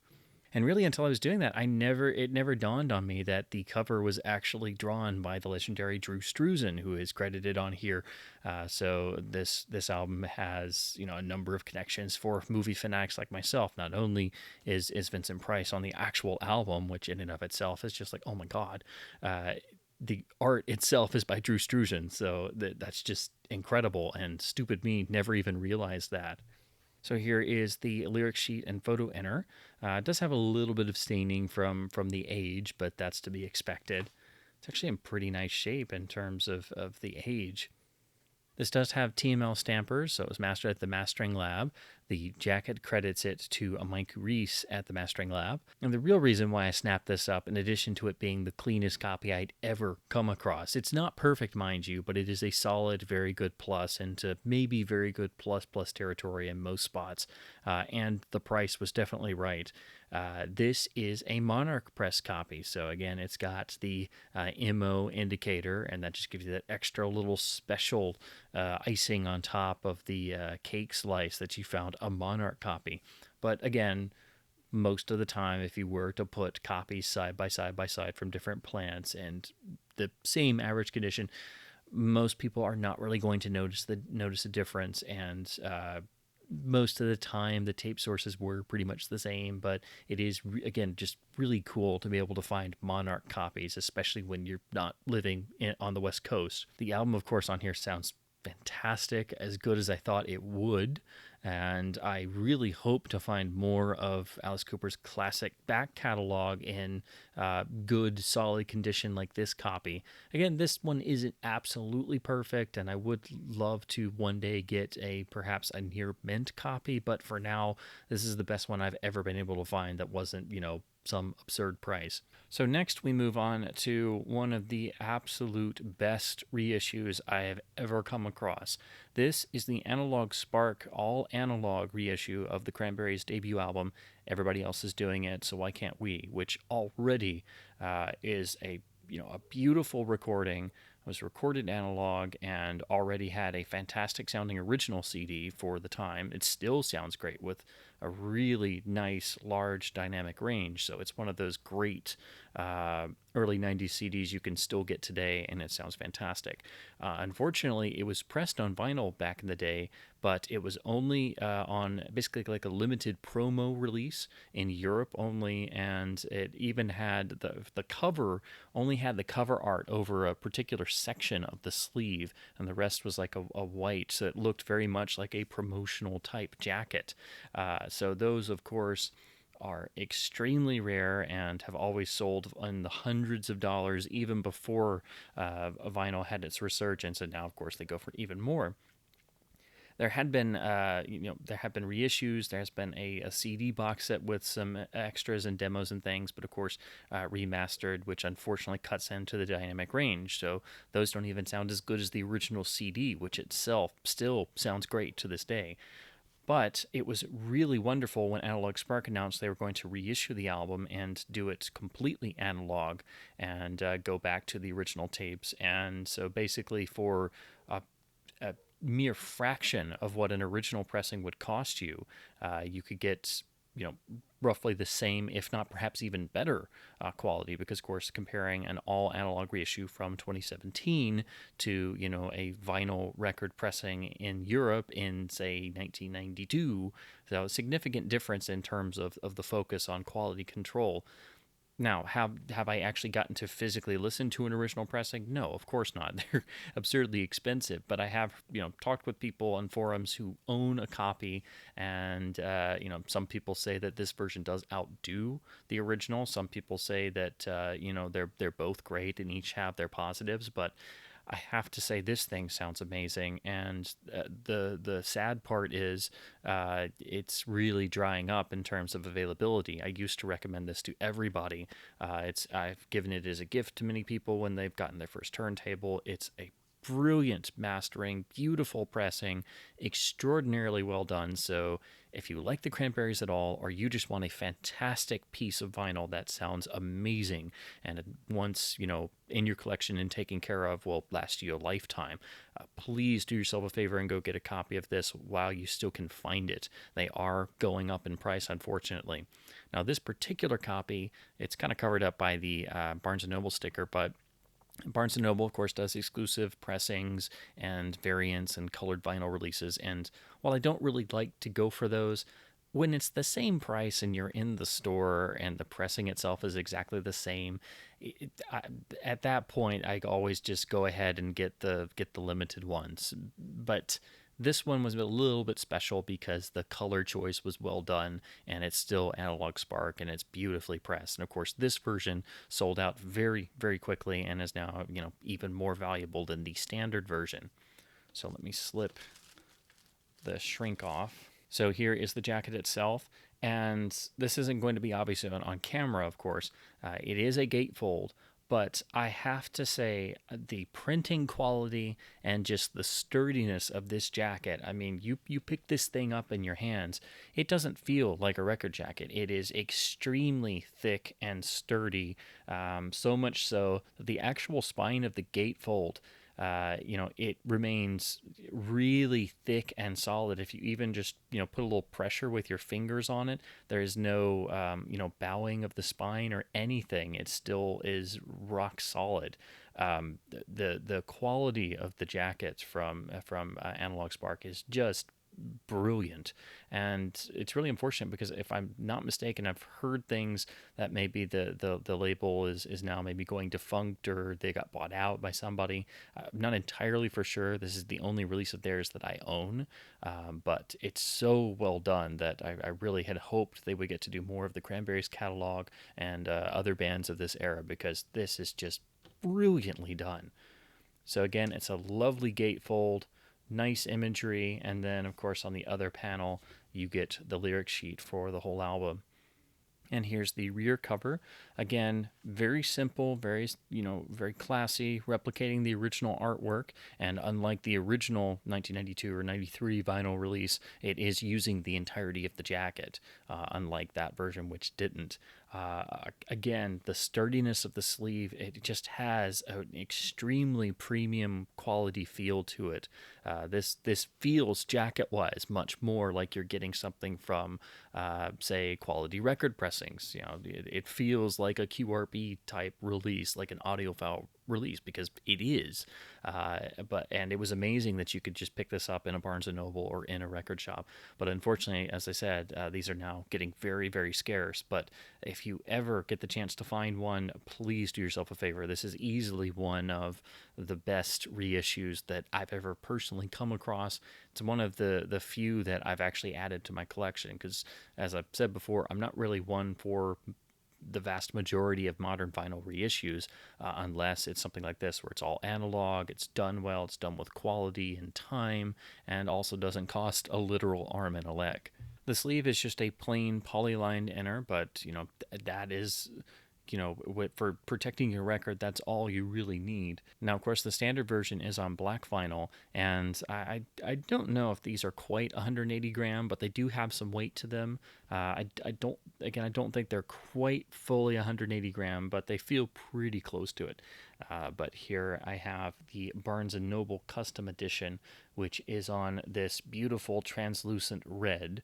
On camera, it's a little brighter. It's much more somber in person, and of course, It's absolutely perfect for the Cranberries debut album. It fits with the album, it fits with the band name, of course, and this particular version suffers no issues from being a colored vinyl pressing because, as most vinyl fans and audiophiles know and debate about, it's much more preferable to have standard black vinyl because most colored vinyl pressings usually can or do incur additional noise. And so while it looks cool, it doesn't sound as good as just the standard version. But this pressing is so well done that there's no issues with it being colored vinyl. And again, they sold out of this colored version, extremely quickly. So if you do find this colored version used or in a record shop somewhere, it's gonna most likely cost you a little bit more for sure than the standard version. But in any case, please do yourself a favor and get a copy of this while you still can. It is worth every penny, and of course, still will cost you, a fraction of what the original European pressing did. And again, this is such a beautifully recorded album that it's timeless, and it's one of the great debut records of all time. It's unfortunate that they didn't get to do the rest of the catalog because some of the other Cranberries albums have gotten reissued to varying results. Their second album has been reissued a number of times, I think, now, and I don't know if any of them is like a really good pressing. I know there's a pretty crummy one, but this one is just, it's fantastic. There is nothing to complain about. It is beautifully done. It sounds absolutely incredible and much better than the original CD, which itself is great. So that's really saying something. There's a warmth on here. There's fine detail. It's just an incredible listening experience. This is one of those records that I recommend to anybody who has a turntable. You should get a copy of this, but again, they are going very fast, so it is a lot tougher to get one of these now. But my goodness, this is one of the absolute best sounding gems of my entire record collection. So moving on to Cream, we have their second iconic masterpiece album, Disraeli Gears, with one of the most iconic, best ever album covers of all time. Now, Cream, of course, is a band that you do have to pay very close attention to the mastering differences, and then, the people who prefer the UK versions to the US versions. And of course, they're a British band, but this is one of the few times where the country of origin really doesn't apply because a lot of the recordings were done in the US, and a lot of times the master tapes themselves were handled here in the US. And then you have to pay attention to the pressings because there are different cuttings out there. Not everything seemingly used the master tape, and each album sort of has a different story to it. With the first album, Fresh Cream, that's a mono recording, so you want the mono version, and that album itself rarely pops up, and almost always it's the stereo version, which is a fake stereo mix. I would love to find that on an original US pressing someday, but that's going to be a nice pricey item. Now, for Disraeli Gears, again, there is a mono version that is a completely different mix. The stereo version is what we're used to. The mono version is available on some reissues, and on vinyl usually is much harder to come by than the stereo. It's interesting to compare the two. The mixes are different in terms of the levels and things, and there's different emphasis in the mono, whereas the stereo seems very much guitar focused. The mono has a bit more focus on bass. The guitar is a little bit more buried. The drums never really come through fully on either, and sometimes I've often wondered about making like a hybrid between the stereo and the mono, but the stereo is really the one that everybody knows and what we're more used to. In terms of vinyl cuttings, there are some that do not use the original master tapes. So when you look at US Atco pressings, most of them are going to be machine stamped in the dead wax like this one is. So this means it is apparently from a copy tape source, and to get a version mastered from the original tape itself, you will have to get one with hand-etched matrix information, and the best of those is from the Monarch plant in Los Angeles. So this is one of those albums where the Monarch copy is not just a thing to chase after, it's legendary and important for a specific reason. Now, all that aside, that's basically the setup to understand looking at copies of Disraeli Gears on vinyl. And, of course, the album was reissued many times on RSO and other labels, and, that gets into another thing entirely. So for Disraeli gears, for the absolute best sounding version that you can get, you will want to look for the original Atco stereo pressing, the US version, but with hand-etched matrix information from the Monarch plant. That's about the best you can do. Some people really like the UK version, which is itself very rare and very expensive, but it seems from reading in forum discussions and people who own the various versions that may or may not be from copy tapes as well. But essentially, you do have, if you have the original UK stereo and an original hand etched matrix US stereo, particularly a Monarch one, those are the best copies you can aim for this particular album. And of course, the mono version would follow suit. You would want to find a mono Monarch Disraeli gears, and I guess a UK mono if you can find one of those. Okay, so all that stuff aside, there's a lot of setup with Cream. There's a lot of different things to research, and just figuring that out took me a great deal of time. Most of the time you find this record, it's going to be trashed. And so just getting one with the iconic cover in good shape like this copy is really doing something. And of course, nowadays it'll probably cost you a significant amount more than it would, say, 10 years ago. Now, unfortunately, on the US copy, the cover is obscured by the Atco label down here, but of course, this big, thick pink bar on the top. The UK version does not have this problem and is a much better cover presentation for it. However, when you find one of these in really good shape, it is printed very well, and so this still looks beautiful. And you could still frame this on the wall, and it would look fantastic. But the pink bar itself is sort of iconic for the U.S. pressing, and it could be worse, but it is cutting into the cover area a bit. And then here is the iconic rear jacket information, where you do have some spillover of the pink on the sides. Now, again, finding this jacket not destroyed is doing something. So I was very happy to come across this copy a number of years ago, and this has been my go-to for some time. It has the original Atco inner sleeve, advertising other releases at the time. Now, this copy does have the original tricolor Atco label, indicating that it is an early pressing for this album. Later copies would transition over to, say, the standard yellow Atco label that would come later. So that means you've usually got a later one, but then sometimes the labels would be on early copies, so you can only tell by the dead wax. And of course, if you get the later reissues, such as the RSO one from the late 70s, it'll have the RSO label and so on and so forth. So trying to get an original tricolor Atco label is usually a good indication that you're getting a very early copy.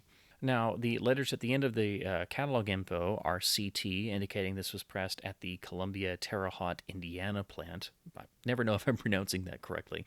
But the actual stampers are machine stamped in the dead wax, indicating that this is supposedly one of the copies cut from copy tapes. And they end in 1B on both sides, so that seems like it's pretty early for this album.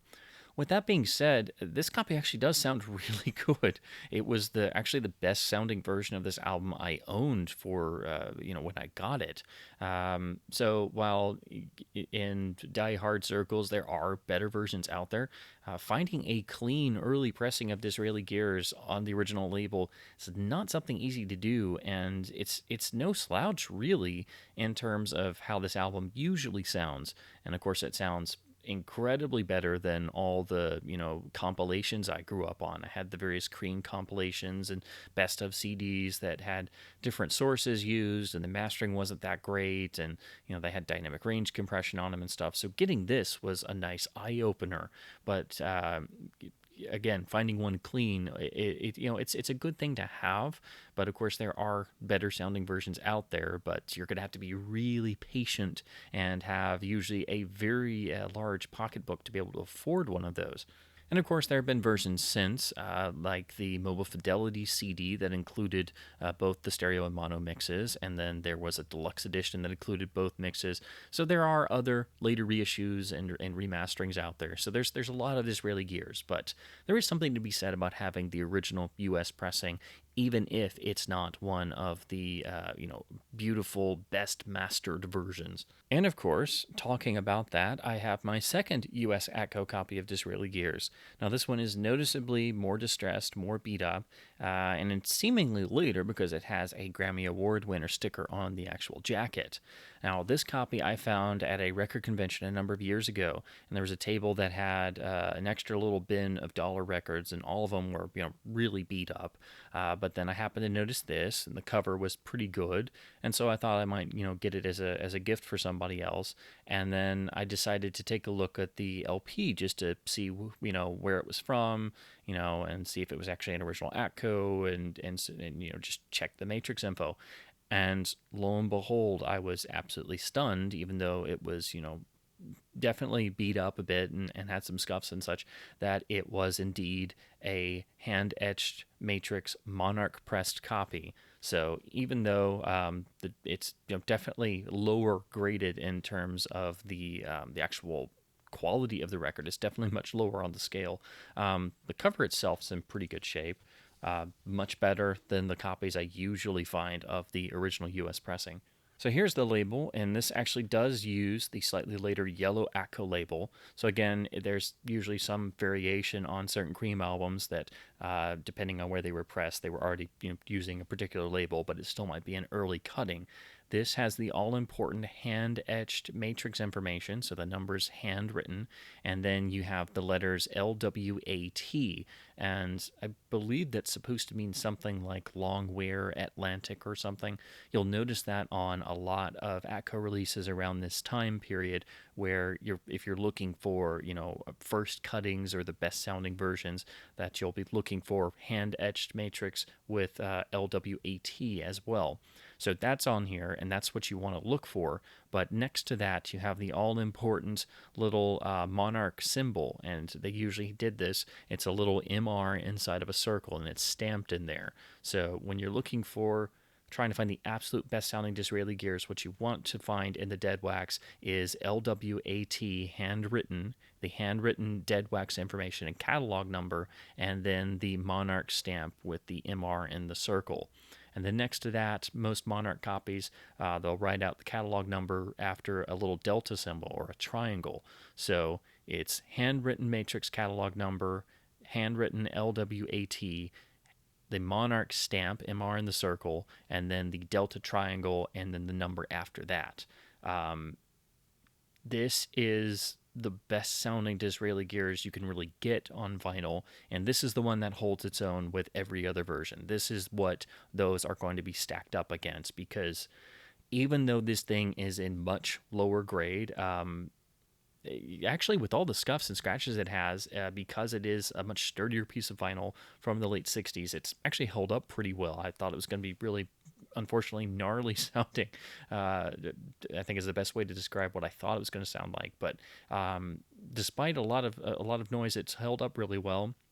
And I got to say, putting the standard stamped version on and then immediately putting this version on, it's like a veil has been lifted. It's like you've lifted several layers of distancing you as the listener from the music itself.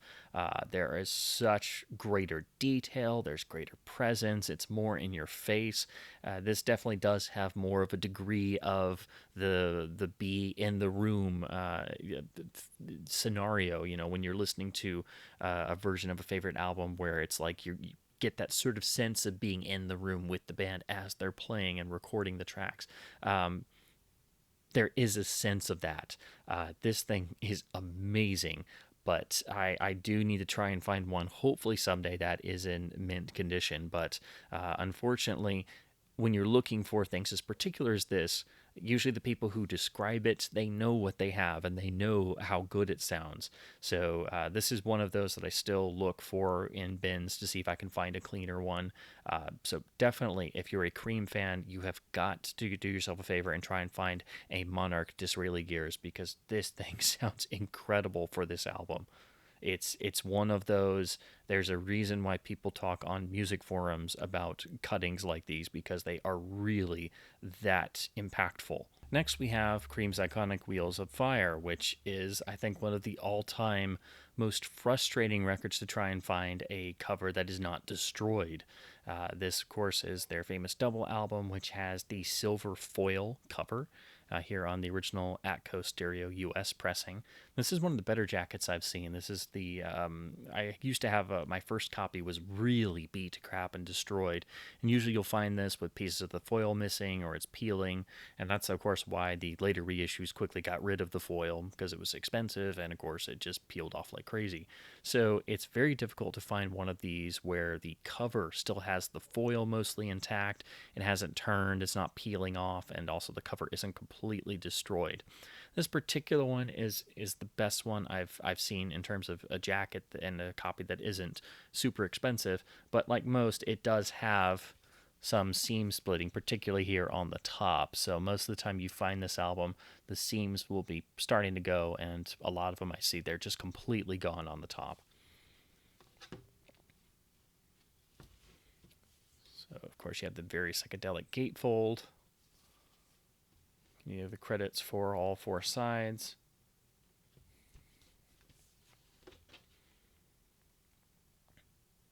And then here's the rear foil cover.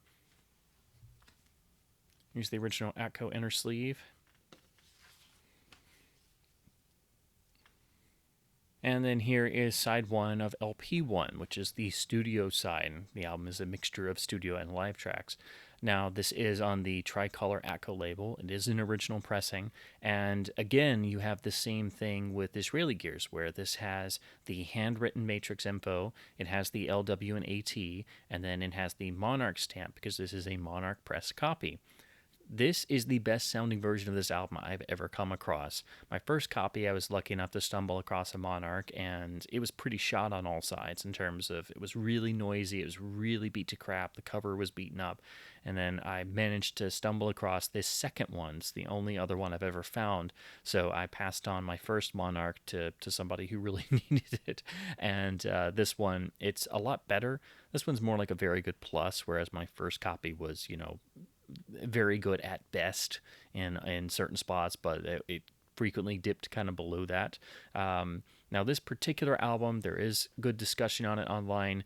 It's never sounded the greatest because apparently it had some early form of noise reduction applied to the master tape itself. I believe it's called the, I don't know if I'm pronouncing this correctly, but the Heiko CSG process, if I'm remembering the name correctly, and I'm probably butchering the pronunciation there. But it's something that's, unfortunately, I don't think can be overcome because it was, used in the actual recording of the tape itself. So there are a lot of various reissues of this album, and unfortunately none of them really have the sound that you think this album really should have.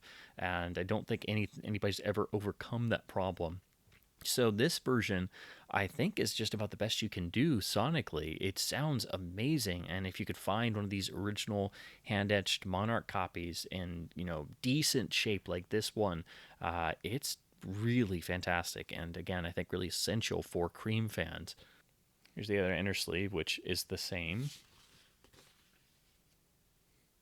And as befitting Cream as a live act, when you get to the live album, this, of course, has the iconic cover of Crossroads, or Cream's version of Crossroads, but then the actual other live tracks take up the entirety of the side. So the second LP really only has 2 songs per side. Next, we have the original U.S. pressing of Cream's final album, Goodbye. This is the U.S. Atco stereo pressing, and it's in pretty good shape with the original gatefold. The cover's nice and thick, so it's held up really well. This was the first actual Cream original pressing that I was able to get, and it's lasted me a good number of years. I got this many, many years ago. Now, a lot of people do seem to prefer the original UK pressing. They say it does sound quite better than the US version. So this is one of those times where the UK version is really, if you're looking for the best sounding version, the UK version is actually preferable. But the US version is no slouch. It sounds good for what it is. I would love to one day get a UK version to do a shootout and compare myself. I'm just having to go off what I've heard from other people and talking in Cream threads on music forums.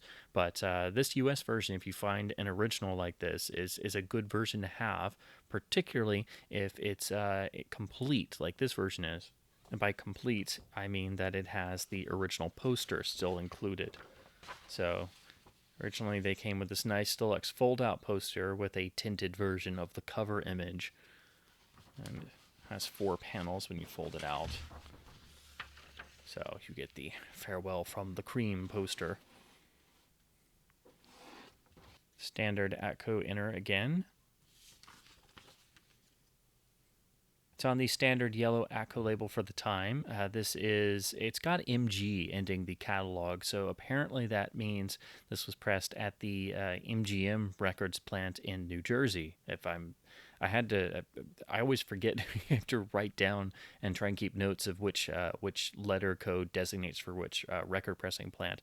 MG you don't see as often. I think this is really my only Atco or anything with MG in it, so I had to look it up, and apparently it does mean it was the MGM plant in New Jersey. There's very little in the dev box. It's all handwritten, and you do have AT for Atlantic. So again, this does sound really good. It's the best version I've physically owned in terms of sound, and it's in really clean shape. So if you do find this, I think this is the best you can do, short of getting an original UK stereo pressing. So next we have Live Cream, the first studio-released explicitly Live Cream album, and it's just a single LP, but it's a really classic record with some fantastic live performances, of course, and it's nicely all distilled down onto a single LP. Now, I don't have, this is not the original pressing, which supposedly does sound better, and I would love to find a clean original first cutting, because apparently the US version sounds really good. But this one does sound really good in its own right, and this is, of course, the much later 1970s RSO reissue, who did pick up the rights to the Cream catalog and reissued all the albums on their own label. So if you get any of these, they will have the silver RSO label. And again, this was actually, I think this was the first Cream record on vinyl that I ever actually bought, and it's held up for me all these years. Again, I would love to compare it to an original US copy, and eventually maybe an original UK version as well. But this still sounds really good.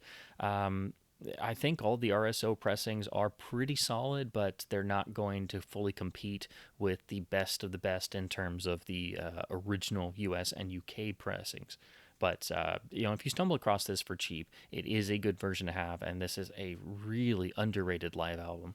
Now, for Live Cream Volume 2, I do have an original Atco copy, so this rather distinctive cover, this was the follow-up to the first Live Cream. Now, here on the rear, it's got, rather interestingly, it's got a sticker tacked on, meaning that this was intended and sold as part of a record club, but the actual album itself is a standard pressing. Now, this has the original yellow Atco label. It was pressed at the Presswell plant in New Jersey, hence why it ends in PR in the catalog number. It's got a little indicator on the cover and the label that this was intended to be sold for Polydor England, so maybe I guess this was an export copy or intended for exports to be sold in England. This was mastered by, again, the legendary, great, fantastic George Piros. It's got his ATGP signature, so George Piros Atlantic or At Atlantic, and I believe he mastered the first version of the first Live Cream album, so that's why I really want to get an original pressing of that, because this thing, it's a beast. It's fantastic. It's also in really clean shape. So, and this one, it seems they didn't print as many copies because I have rarely come across Volume 2.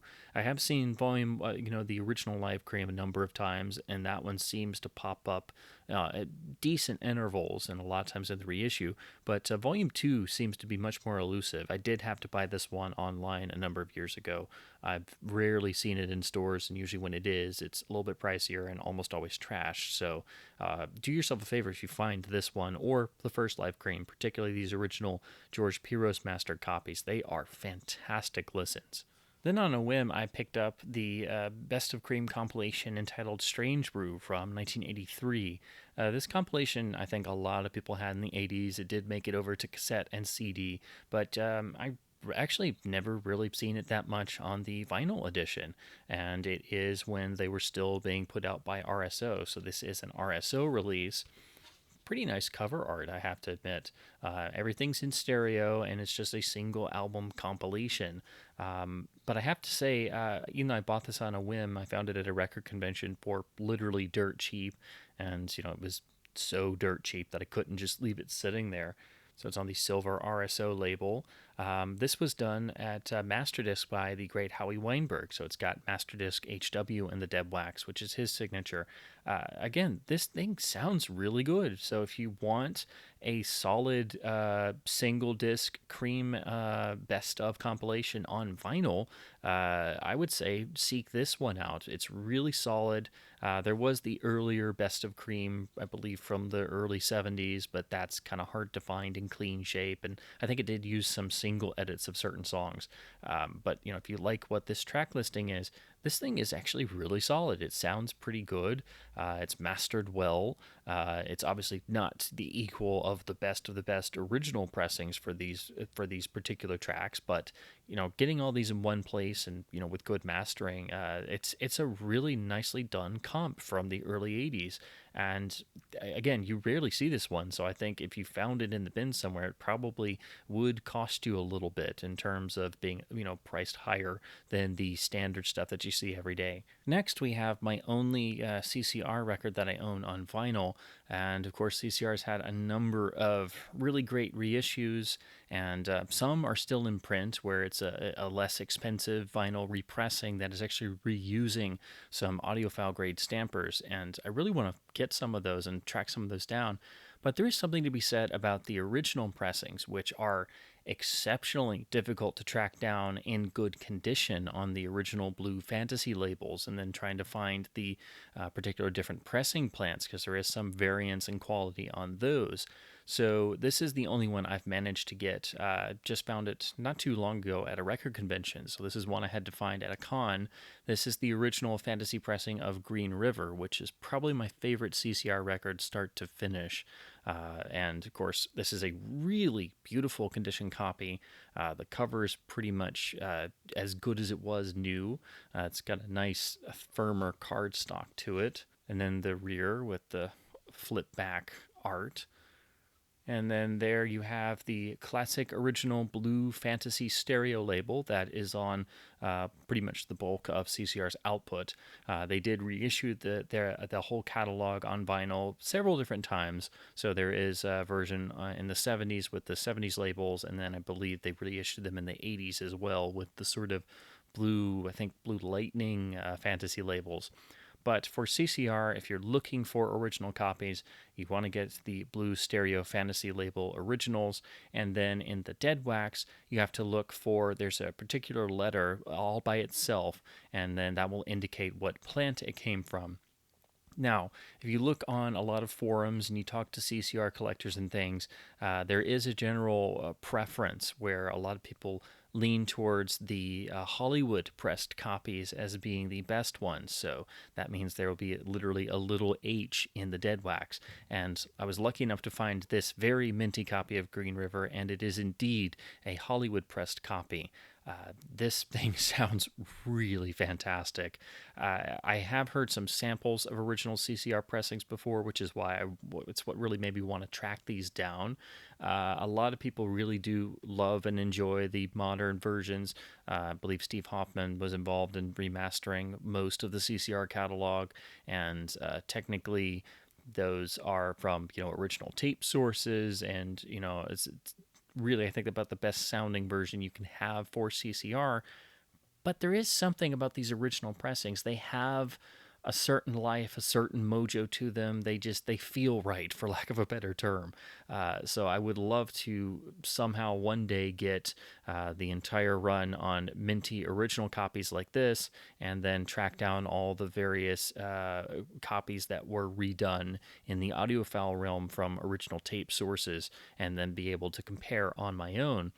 But that being said, when you do find one of these and it's from the right plant, and you manage to find one clean, because every time you find CCR records from the 60s, they are almost always completely trashed or have just tons of groove wear and noise in them because they were played to death. there is something about these, and so this is just a beautiful listen. It feels very organic to the time period in the recording, and it's definitely my go-to for this album. I would love to find the whole run on original pressings, but the further back you go, the harder it is to find clean original pressings, particularly the first two albums, because of course the band was not, grew in popularity.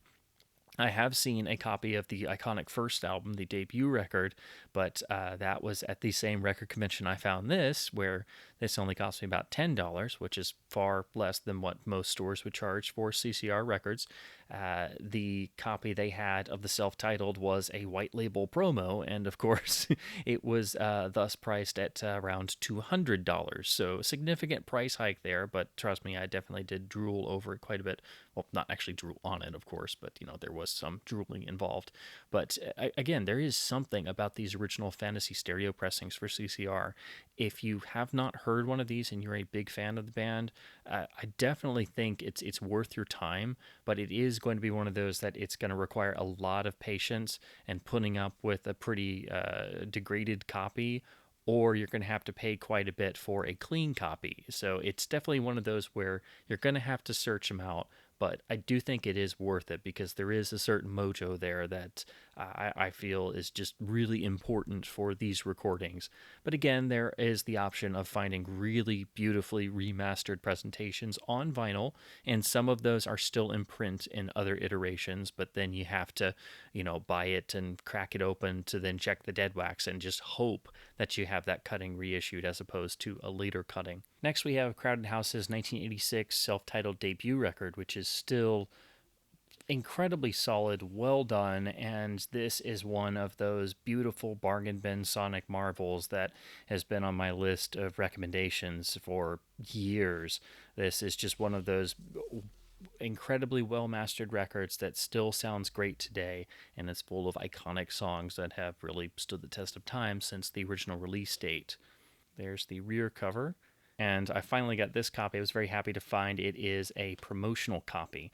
So as you can see there, it's got the promotional stamp in the corner. Here's the photo inner sleeve and the lyric sheet.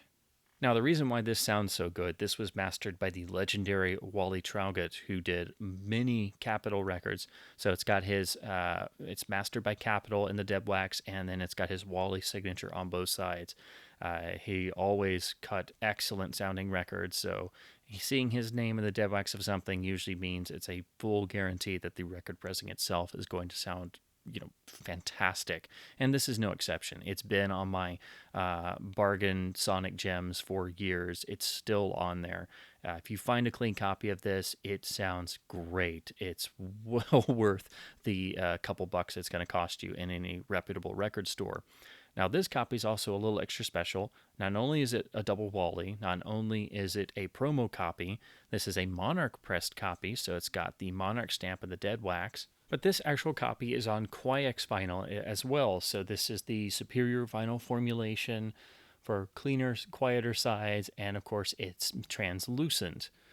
So that makes this copy super special, and I would recommend getting this album any way you can. Get a Wally mastered copy, but try to find one that is on Quiex as well, which you can always tell by the trademark translucent vinyl when held up to the light. I did also find the promotional 12-inch for the album's biggest hit, Don't Dream It's Over, which quickly became a standard. This is also on Capitol, and of course is also mastered by Wally. This also is pressed by Monarch. It's standard 33 and a third speed, so it's not that it's a 45 RPM single like I like on a 12-inch, but you are getting the benefit of having the grooves better spaced out and taking up more space for the big hit. So sometimes it is cool from a sonic standpoint to have a minty 12-inch, and again, you're getting the same great Wally mastering. So this does sound better than the LP simply because you're getting a whole chunk of a 12-inch side just for the one song. And then to close out the C shelf, I'm trying to get more into other 80s artists, so I've got two Culture Club albums. This is their 1983 record, Color by Numbers, with the very colorful sleeve, definitely very indicative of being from the 80s. Now, it doesn't say who mastered this, but The actual LP Dead Wax does have Sterling stampers, so it obviously was done at Sterling Sound and is on the Epic label.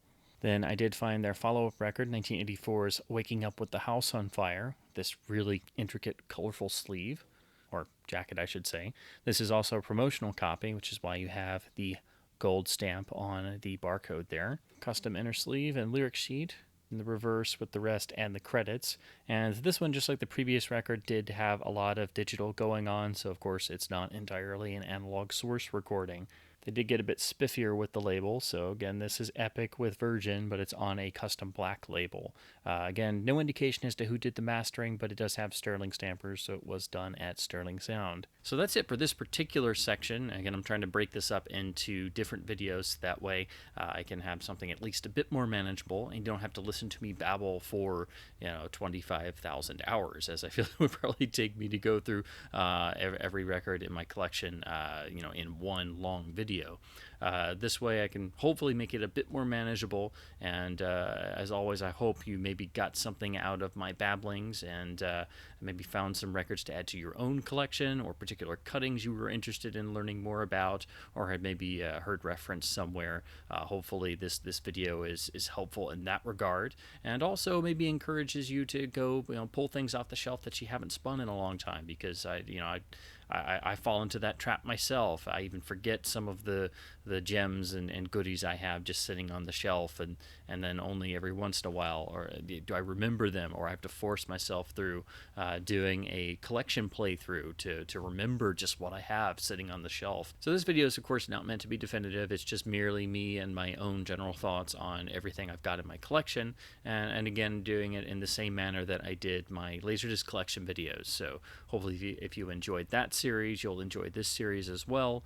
And I wanted to get really nerdy on these, just as I did on that other series, because there's a lot of vinyl content around now, and a lot of a great community on YouTube, but it's very rare that I get to really get into the nitty-gritty in terms of particular cuttings, mastering engineers, different mastering houses, different pressing plants, how that affects modern reissues, how I'm not really into modern vinyl reissues all that much, with certain exceptions, and then why I try to focus on first pressings or particular cuttings on the country of origin rule and things like that. So this is just continuing in the series, and I'm hoping to get through the rest of my record collection in a decent amount of time, and hopefully without the long gap as it's been since my last record collection video. So thanks for being patient if you've been waiting for this particular video,